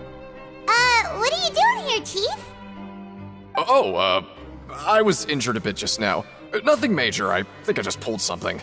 Little mishaps like this are unavoidable at work, you know? Huh. Paimon wouldn't have thought someone as experienced as the Chief would still get hurt on the job. I just knew you would say that. This is pretty embarrassing. Where is Siegeweed when you need her anyway? The one time I need to make a quick trip to the infirmary. Oh, you mean she wasn't in the infirmary? Yeah. The rumors say that there's never anybody in the infirmary in the half hour before lunch, and nobody knows where Siegewing gets off to.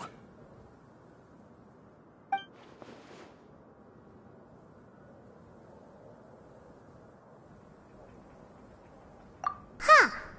That's actually really strange. Siegewing's always super dedicated to her work. Where else would she possibly go? Forget it. I can take care of a small sprain like this on my own anyway. No need to trouble her.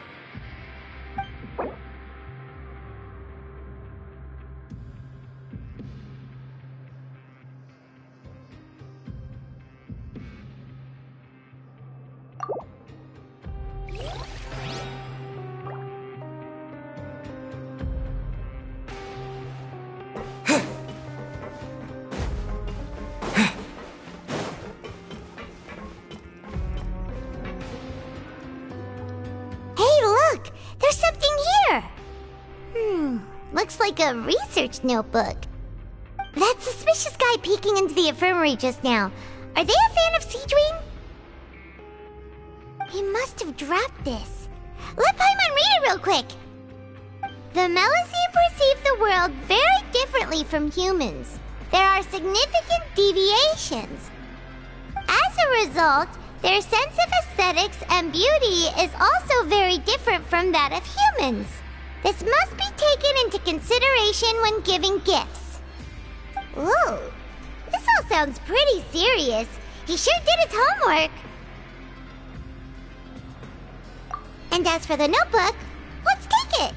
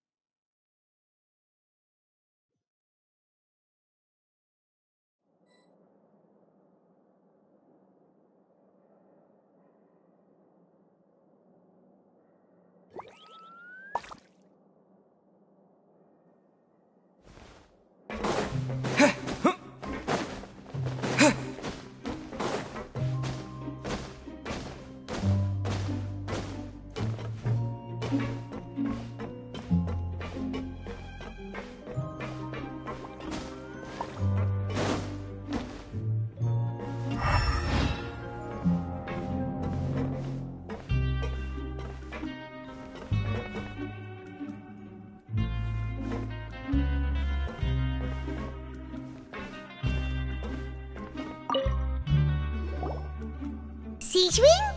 Aren't you supposed to be in the infirmary? What are you doing in the production zone? Hello, Traveler. Paimon? Everyone's usually busy around now, and we don't have any patients to look after in the infirmary. I thought I'd come here and enjoy the sight of everyone hard at work. Enjoy? What's there to enjoy here? It's really worth watching. I often stand here and observe everyone. Humans are just so interesting and adorable. I like to watch your expressions while you work. Are you talking about pets or people? Oh, I can see why you think that, but you shouldn't jump to conclusions. See, we Melusines are a different species, and we see the world very differently from humans. It's very easy for me to observe everyone's condition. All it takes is one look, and I can tell which workers are exhausted. Wait, Melusines can see that? Huh. That does sound useful for being a nurse. Yes, running around tending to everyone's health is very fulfilling. But I'd much prefer it if you're all happy and free from exhaustion and pain in the first place. Take care of your body. Make sure you eat well. Always rest when you're tired from work, and don't push yourself too hard. We'll definitely take care of ourselves. Thanks for the reminder.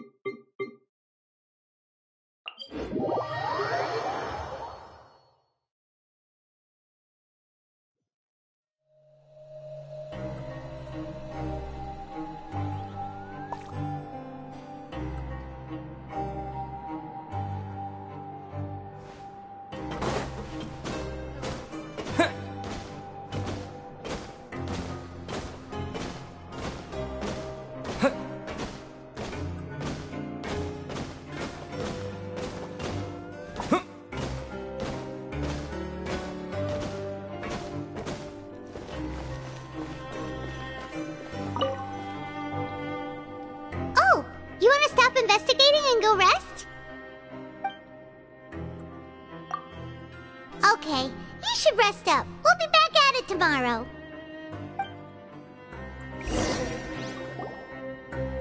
So after working a few days straight, we got some strange meat in our lunch. What was that all about? Has our investigation turned up anything useful recently?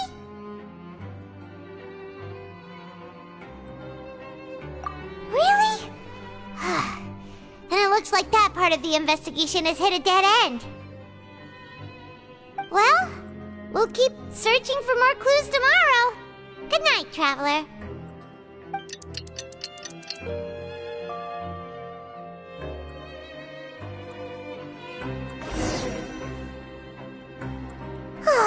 The dawn of a new day.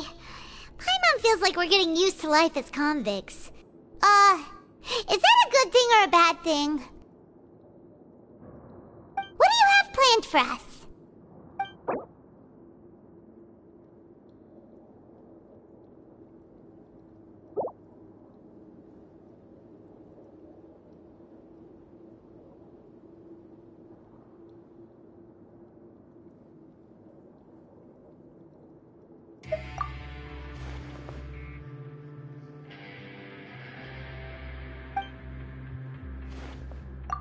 After working here so long, we're really starting to get the hang of it. But doing the same thing all the time can get old pretty quickly. How are you holding up? Yeah, it's good to kick back and relax once in a while.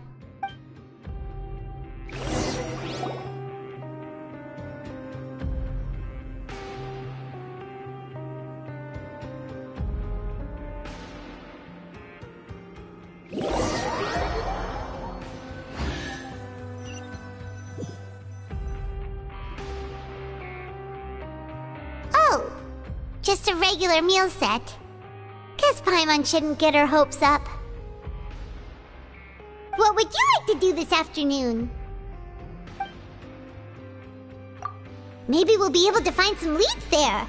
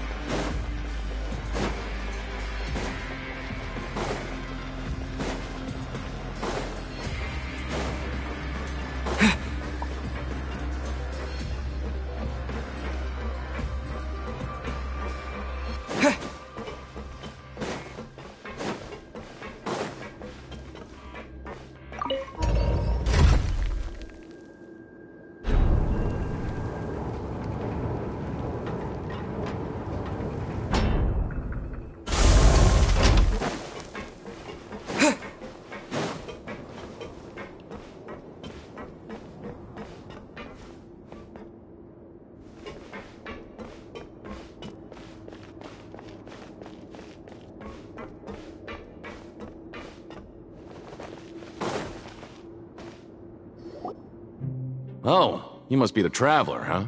Sorry, mate, but competitors as strong as you are prohibited from participating. I don't make the rules, mind you, but I was given very specific instructions.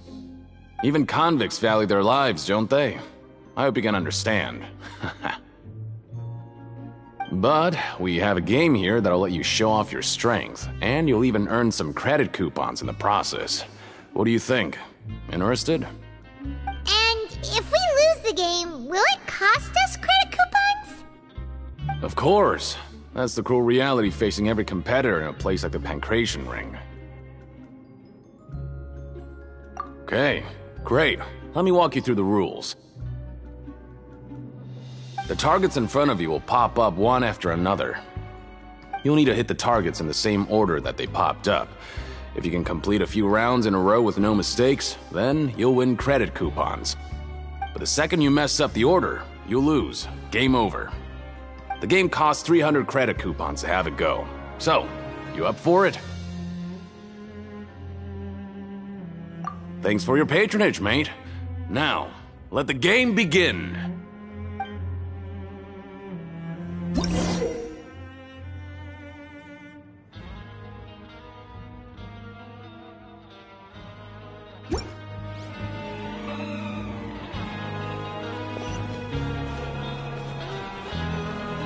Okay, do your best to hit the targets, just like Colin said!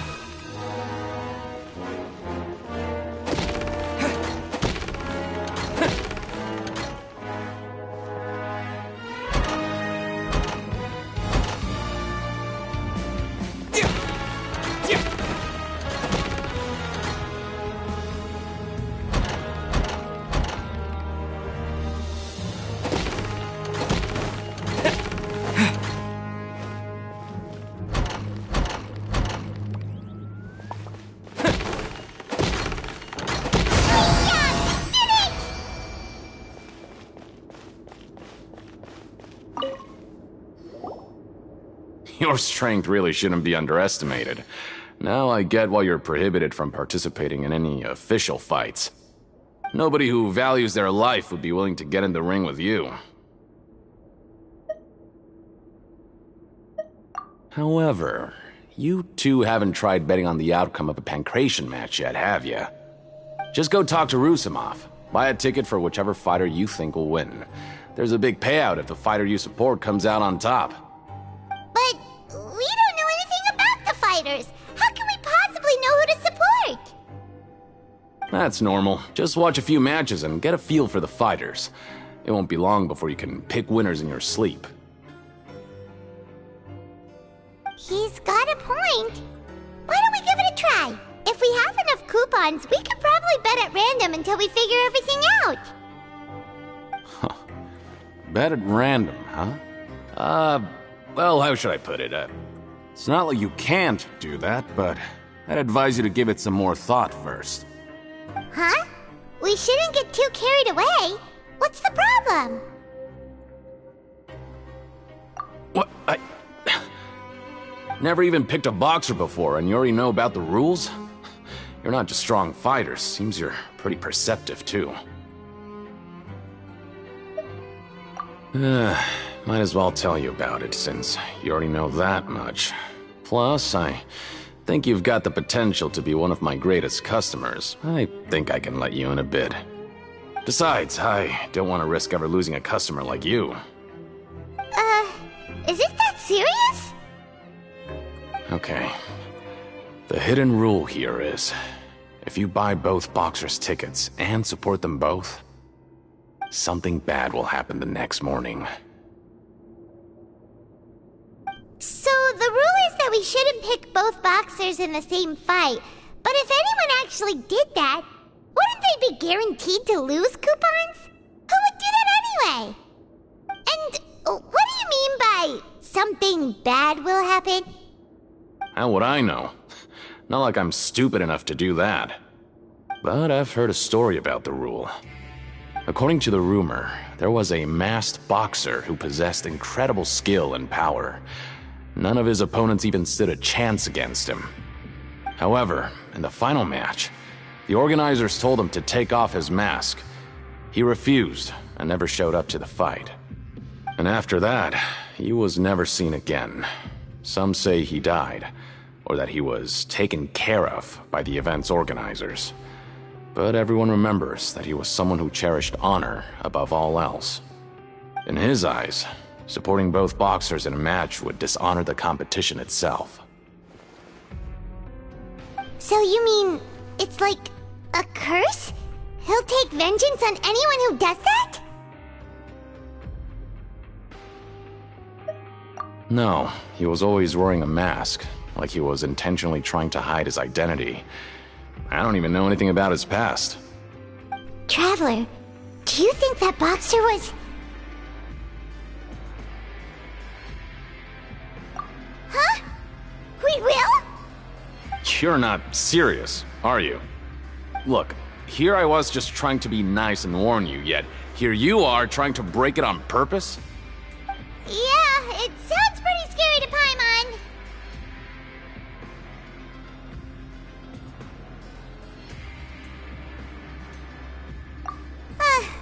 Seems you've made up your mind. Just be sure to protect Paimon, okay? Betting on both fighters will set you back about 3,000 credit coupons. If you have enough, then go ahead and give it a try. Just don't come running back to me if something happens.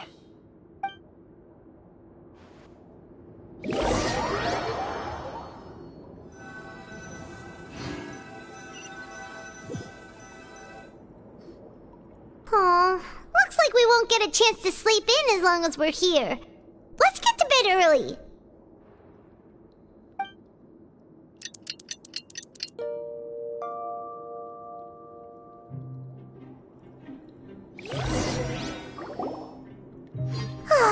The dawn of a new day. Paimon feels like we're getting used to life as convicts. Is that a good thing or a bad thing? What do you have planned for...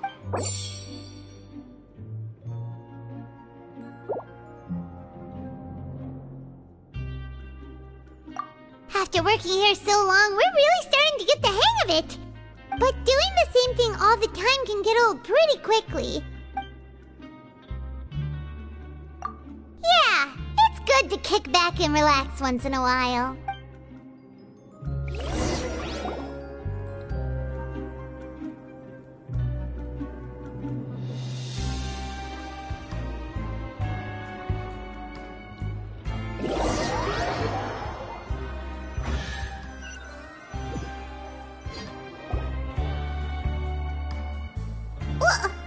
What is this garbage?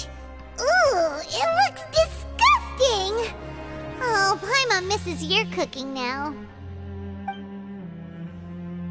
What would you like to do this afternoon? Sure! If we're not going to work, then let's kill some time at the Pancration Ring!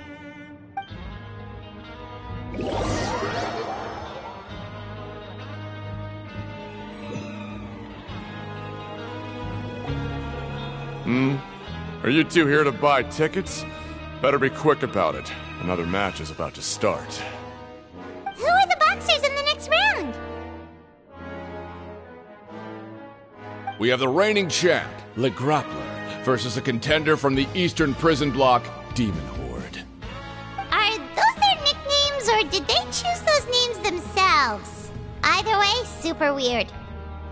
Since you're new around here, I'll help you out and give you a little suggestion. Even though Le Grappler is the crowd favorite, Demon Horde is a first-class dark horse with incredible potential. Anyway, for this match, I recommend that you pick... Huh? For both fighters? I could tell you're new to this, but I didn't think you were completely clueless. Maybe you don't quite understand the rules, no? Let me try to explain again for you more clearly. You see... Oh, no need. We're aware that we're going to lose coupons. Alright then, if you're absolutely sure. Remember, no refunds once you buy the tickets. Yeah, we got it! Just shut up and take our coupons!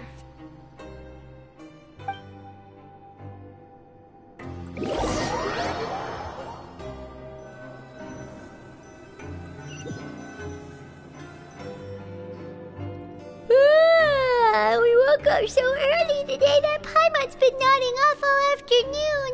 Good thing it's finally time for bed.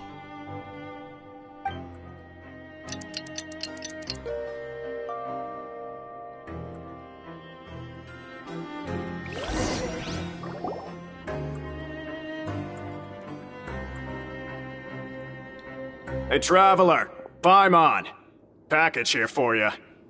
The next time you buy something, go pick it up yourself. I'm not a delivery man, you know. Huh? A package? For us? Did you buy something, Traveler? Paimon's not quite awake yet, so why don't you go take a look? All right! Yesterday we broke the hidden rule and bought tickets for both boxers. Oh, maybe this package is the bad thing that Colin said would happen. Paimon suddenly feels wide awake.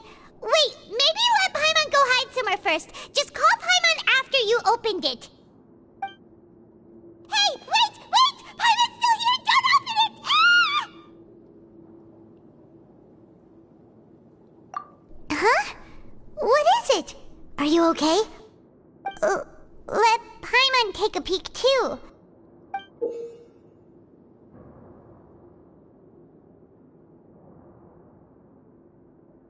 Oh, it's just a small bottle. But the color of the liquid inside looks so wrong. Almost like...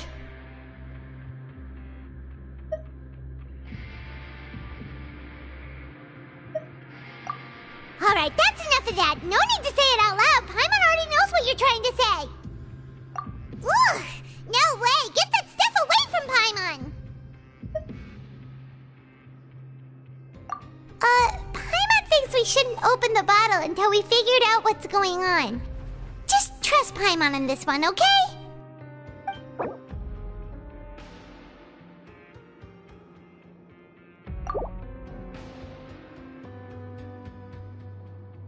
What do you have planned for us? Though it feels nice to slack off a little, less work means less coupons. Let's make the most of our morning.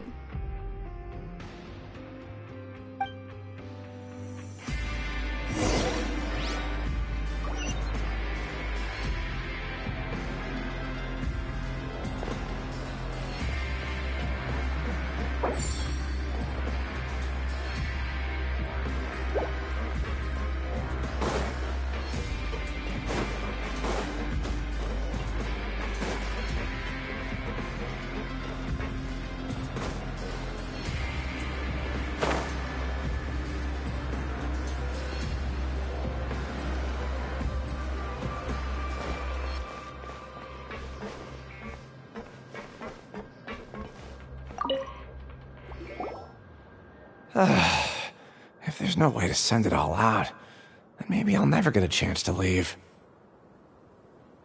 Who are you? We've never seen you before, and you don't look like a fellow convict. I'm not! Of course I'm not. Please, don't mistake me for a criminal. I'm a good, law-abiding citizen. Then what are you doing here? You sure seem anxious about something. I'm a promoter for Fontaine, and I'm usually responsible for promoting our drink products. I thought I could complete my task here quickly and return to headquarters, but I've been here way longer than I anticipated. Oh, a promoter from Fontaine? So what kind of problem did you run into? I'm so upset. It's all because of that Duke. After discussing the company's promotional plans with him, he told me outright that my project was worthless. However, in light of our long history of successful collaboration, I still tried to patiently explain the details. However, to my surprise, he just cut me off while I was speaking. Let me take a moment and recall his exact words. I'm just gonna stop you there and say no. If anything, I'm saving you time. It seems you don't fully understand the value of credit coupons here, nor do you understand the value of your own products. The former is because you are from the overworld. That's understandable, and I don't blame you for that. But as for the latter, only someone monumentally stupid, so breathtakingly stupid that they were completely ignorant of the value of credit coupons, despite living in the underworld, would ever possibly consider buying your drink. Let's just forget it. Anyway, That's how he rejected my proposal and asked me to come up with another solution with the condition that it doesn't cause any trouble for him. Can you believe that guy? Well, he is the head honcho here. Not much you can do about that. We met him too and could tell that he's the kind of guy that's hard to pin down. Fine. I know I should just let it go. I'm on his turf after all. His house, his rules.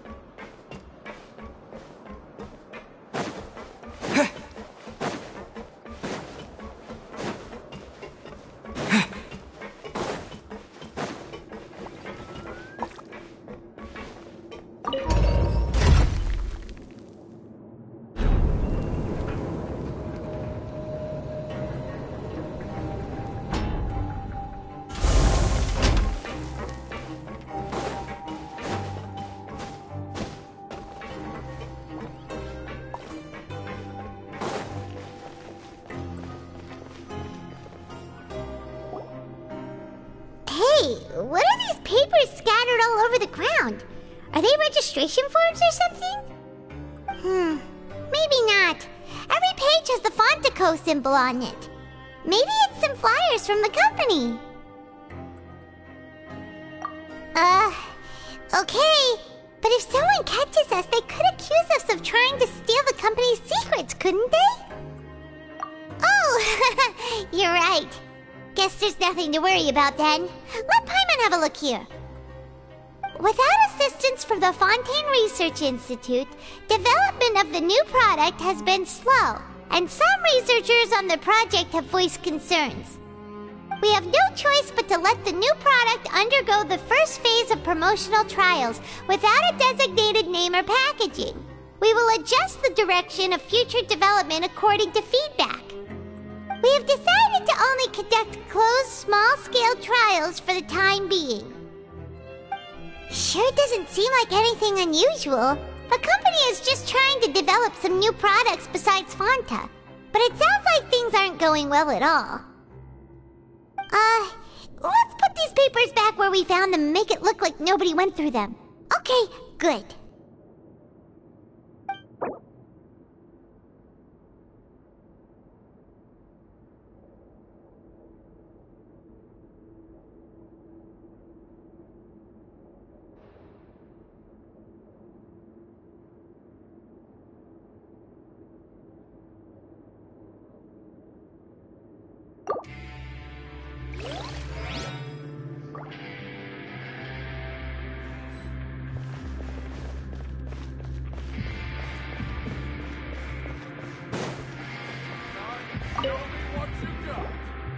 Hey, I heard you crazy fools really did it.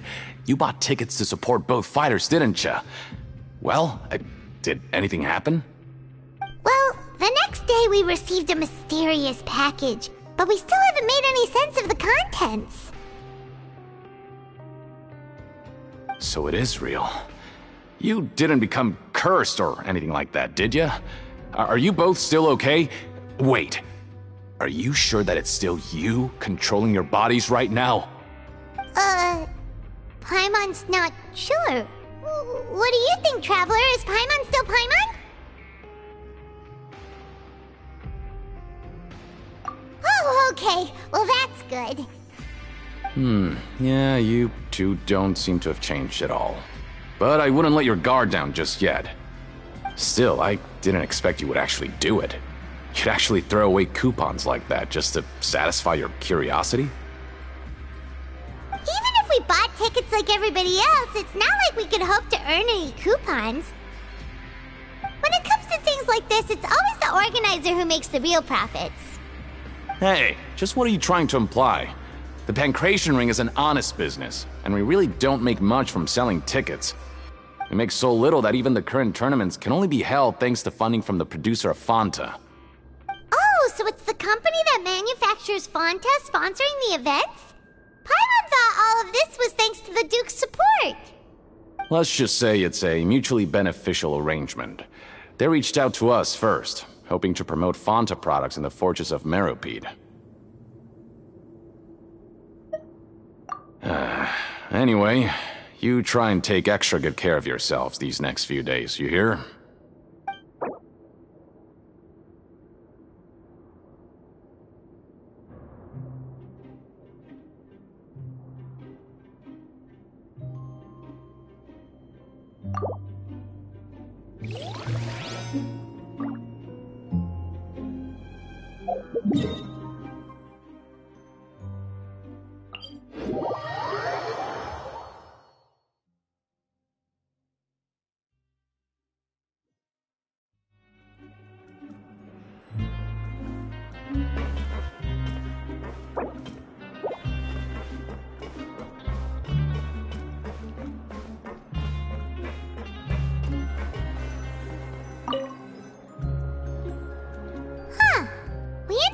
Without even thinking about it. Wanna grab something to eat?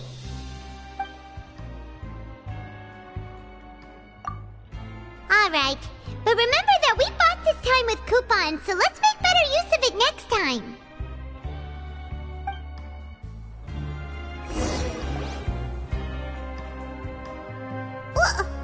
What is this garbage? Ooh, it looks disgusting! Oh, Paimon misses your cooking now. What would you like to do this afternoon?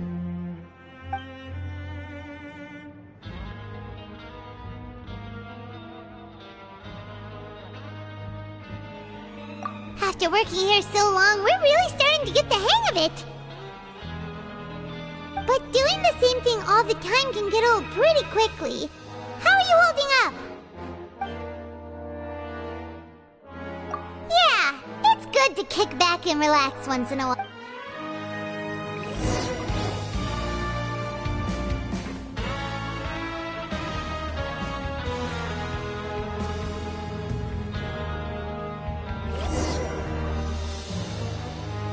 A mysterious box?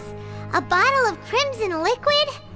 Paimon still doesn't know what to make of it. Do you have any ideas, Traveler? Really? Well, maybe we'll have better luck to...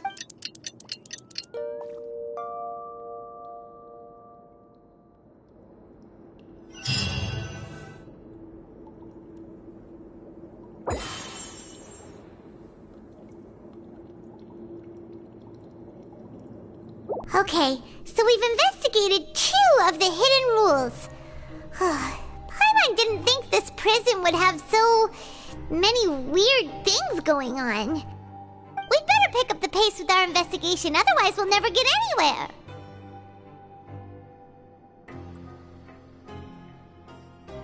Yeah, let's skip work for now and put our time to good use.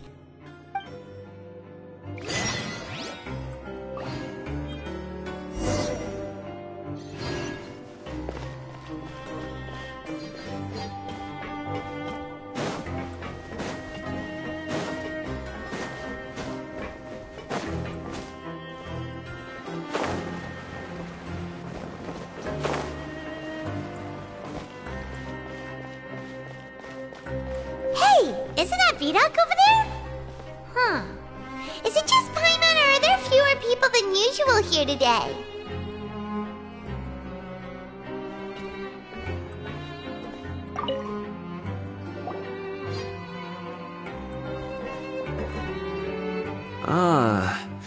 Seeing you at this time must mean you've already saved up a lot of credit coupons. Or at least enough to skip work. Seems you're getting into the swing of things around here. Impressive. Very impressive. So, now can you tell us about the hidden rules you know? If that's what you want to know, I guess you couldn't have come at a better time. Huh? What do you mean it's a good time? Leonid and those other pesky broke urchins have all gone to work in the production zone. I wouldn't want them listening in without paying up. We get it! Just tell us already! So, you know those pipes that make strange sounds? Don't ever, ever go near them at night. Even if you manage to avoid the guards, you might find something even more terrible there. Something even more terrible? Like what? A group of cannibals. Cannibals? In the Fortress of Meripede? Every month, they meet a few times in the dead of night. Rumor has it they might be connected to the people that have disappeared here. But what's even scarier is that they have a special proclivity. Since they have no way to dispose of the leftover remains, they have ways to transform them into other forms and keep them in the fortress forever. Paimon might already know what you mean by other forms. So that's what's going on here. Oh, Paimon's stomach doesn't feel so good.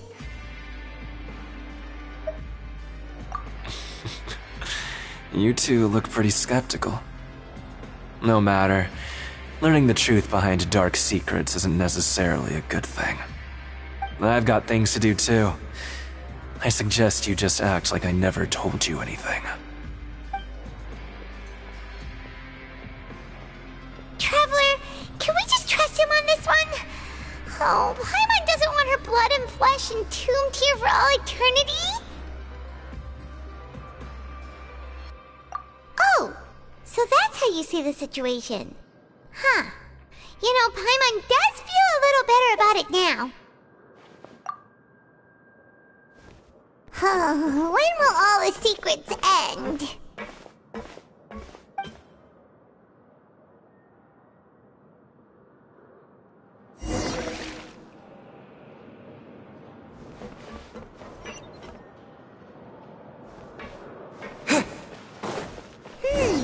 Vidocq isn't here. But the guys who went to work in the morning are back. Let's go ask them! Just stay away from me.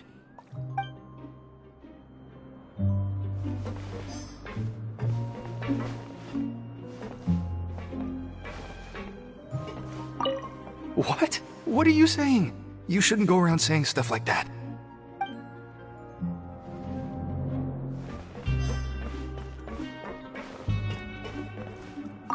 What are you talking about? Listen, you should keep your nose out of other people's business.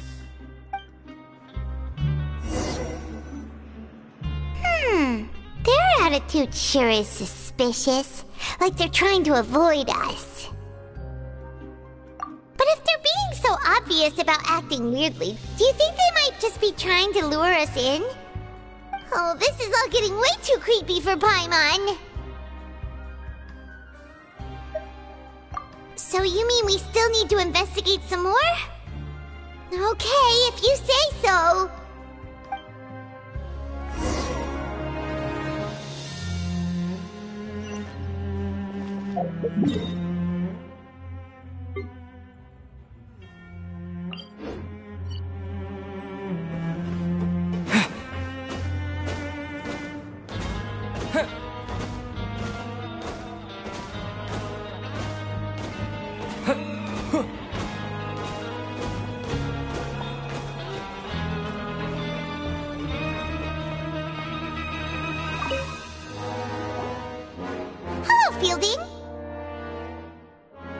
What do you want? Criminals like you ought to be working right now. Catch my drift. We just want to ask you a simple question. Have you ever discovered anything odd during your nighttime patrols? Why are you asking about something like that? Whatever happens at night isn't your concern. All you need to worry about is getting enough sleep. Well...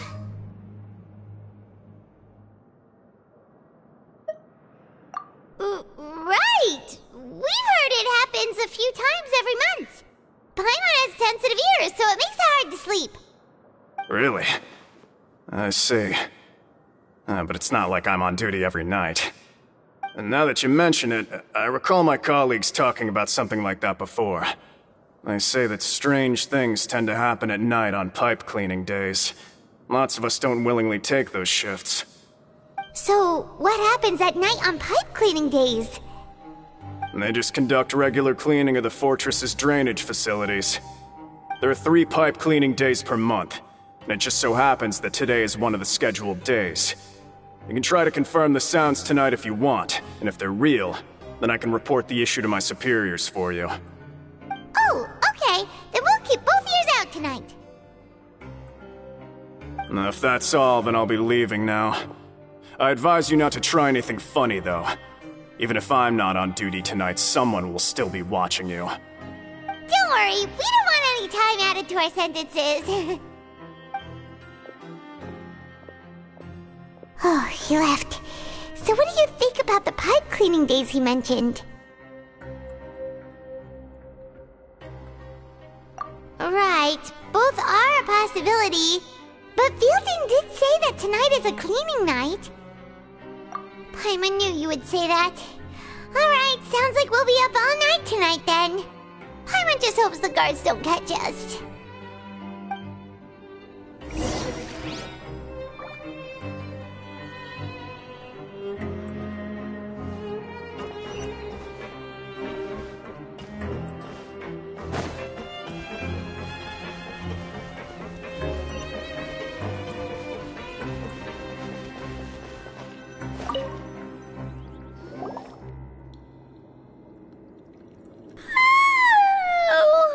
I'm so tired. But we can't sleep yet. They'll be cleaning the pipes tonight, so it's the perfect chance for us to investigate.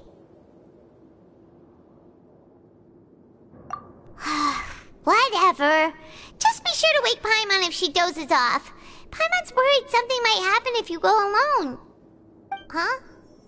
Traveler? Did you fall asleep already?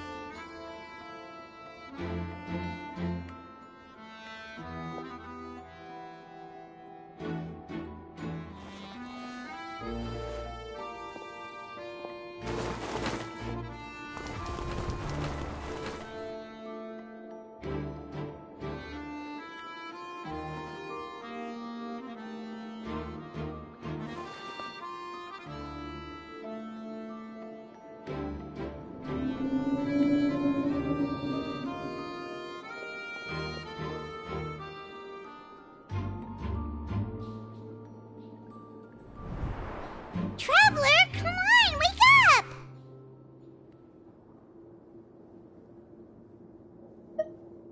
Oh, it looked like you were just peacefully sleeping to Paimon. Well, what did you see this time? Really?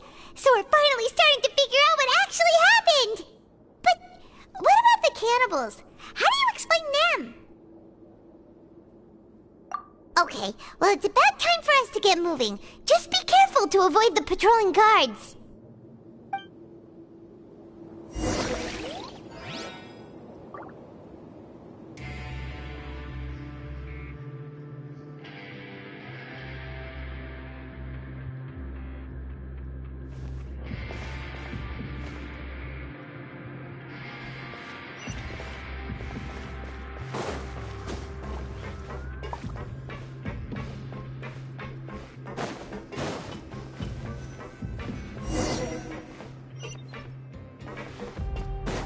Shh! Careful! We'll get in trouble if the guards catch us!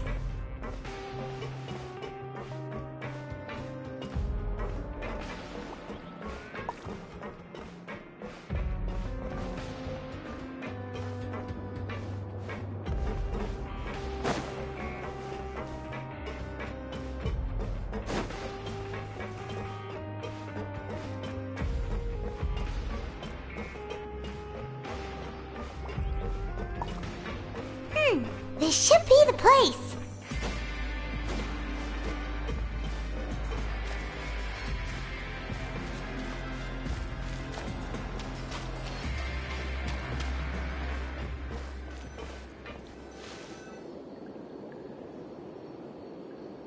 What?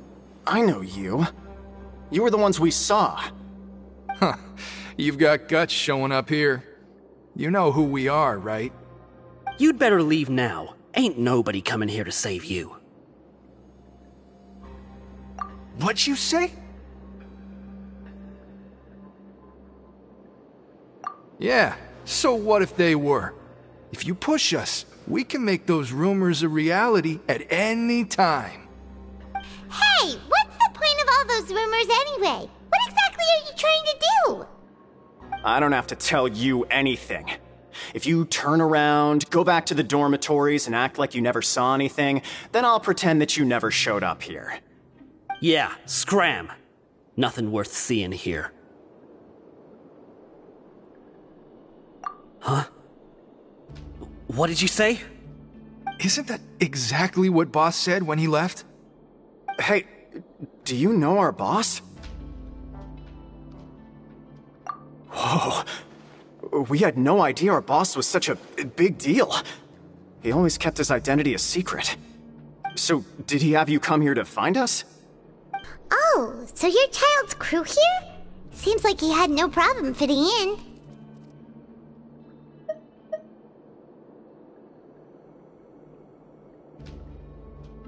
We're the only ones who heard him say those words when he left that night. So unless he somehow told you those exact same words after that...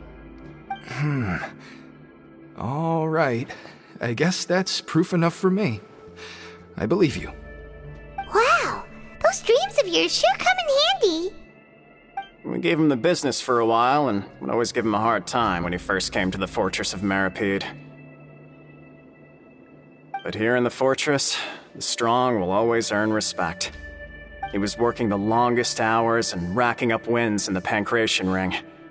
You could always see how amazing he was, even when he was teaching us a lesson. So eventually, we all decided to follow him. But one day, he suddenly told us that he had to find a way to escape this place, no matter the cost. He said it was because he heard that call again. And as his crew, if the boss wants something, then it's our job to get it done. So, we got to work, and used the hidden rules that were here to make up and spread the rumor about the cannibal rule. We just wanted to give him a better chance of escaping on a night after the pipes had been cleaned. Oh, thanks to your rumor, nobody would want to come anywhere near here, prisoner or guard. Wow, it sure is easy to exploit people's fear of the unknown. But hasn't Child already escaped? Why are you all still coming here after pipe cleaning day? Because as far as we know, the pipe he went into isn't actually an exit. It should be a dead end. It leads to an abandoned factory area, and even if there were a way to escape from there into the sea, we're still way too deep. No one could ever reach the surface alive. But Boss still insisted on going in. It's like he was obsessed about it. So we told him that we'd pretend as if he never existed while he was gone. And that if he wanted to come back, he should wait for nighttime on a pipe cleaning day. That way, we could meet him here and help cover the whole thing up. So you come and wait here through the night a few times a month just because of that promise? Yeah, but it's been so long now. We already know in our hearts that he must have managed to escape somehow. Is it also possible that something unfortunate happened to him? Nothing could ever defeat Boss or slow him down. It's one thing we know for sure. Okay. Paimon was just brainstorming possibilities. Alright. Keep quiet and follow us.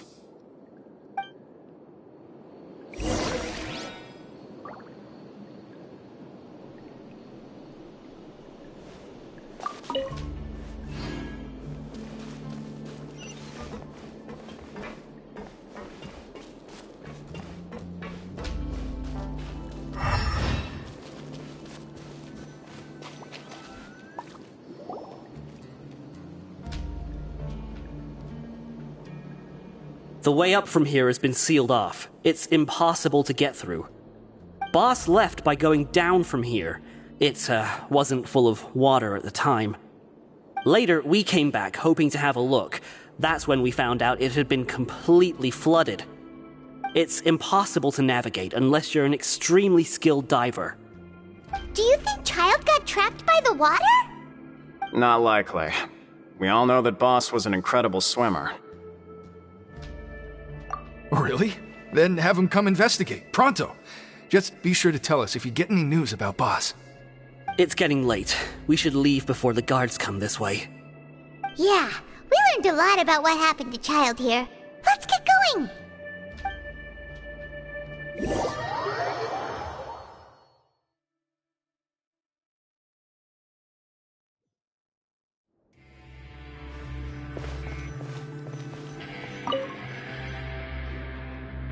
Whew. We finally learned some key information. Seems all of our investigative work has finally started to pay off. When you said you knew a diver, you were talking about Fremine, right? If we ask Linny, he'll definitely have Fremine help us. Ugh. Why is Child like this? What was he doing going into the pipes? Not making our jobs easier, that's for sure. Fortunately, though, it seems like it's only a matter of time now before we find out what really happened. Now that we can finally relax, I'm starting to feel super sleepy. Let's try to get some rest while we still can. Nighty-night, Traveler!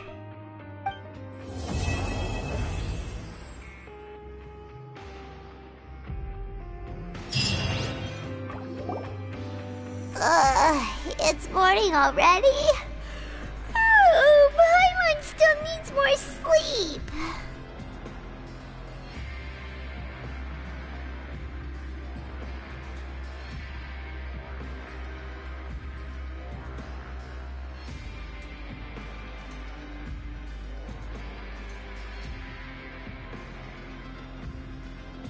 Huh? Wait, look over there! Isn't that... It's one of Linny's cards! Let Paimon see what's written on it! Maybe you haven't heard, but today is the monthly free day. Everyone has the day off today, which makes it the perfect time to do some investigating. It's been a while since we last talked. Have you been making any progress lately? Let's meet at our usual spot in the factory area before lunchtime. I have new information. Ooh, today's our lucky day. We have the day off. From the sound of it, Lenny's been making progress with his investigation. Wonder what he's discovered. We still have some time before we meet up. Let's talk with the people here for a bit more before we go.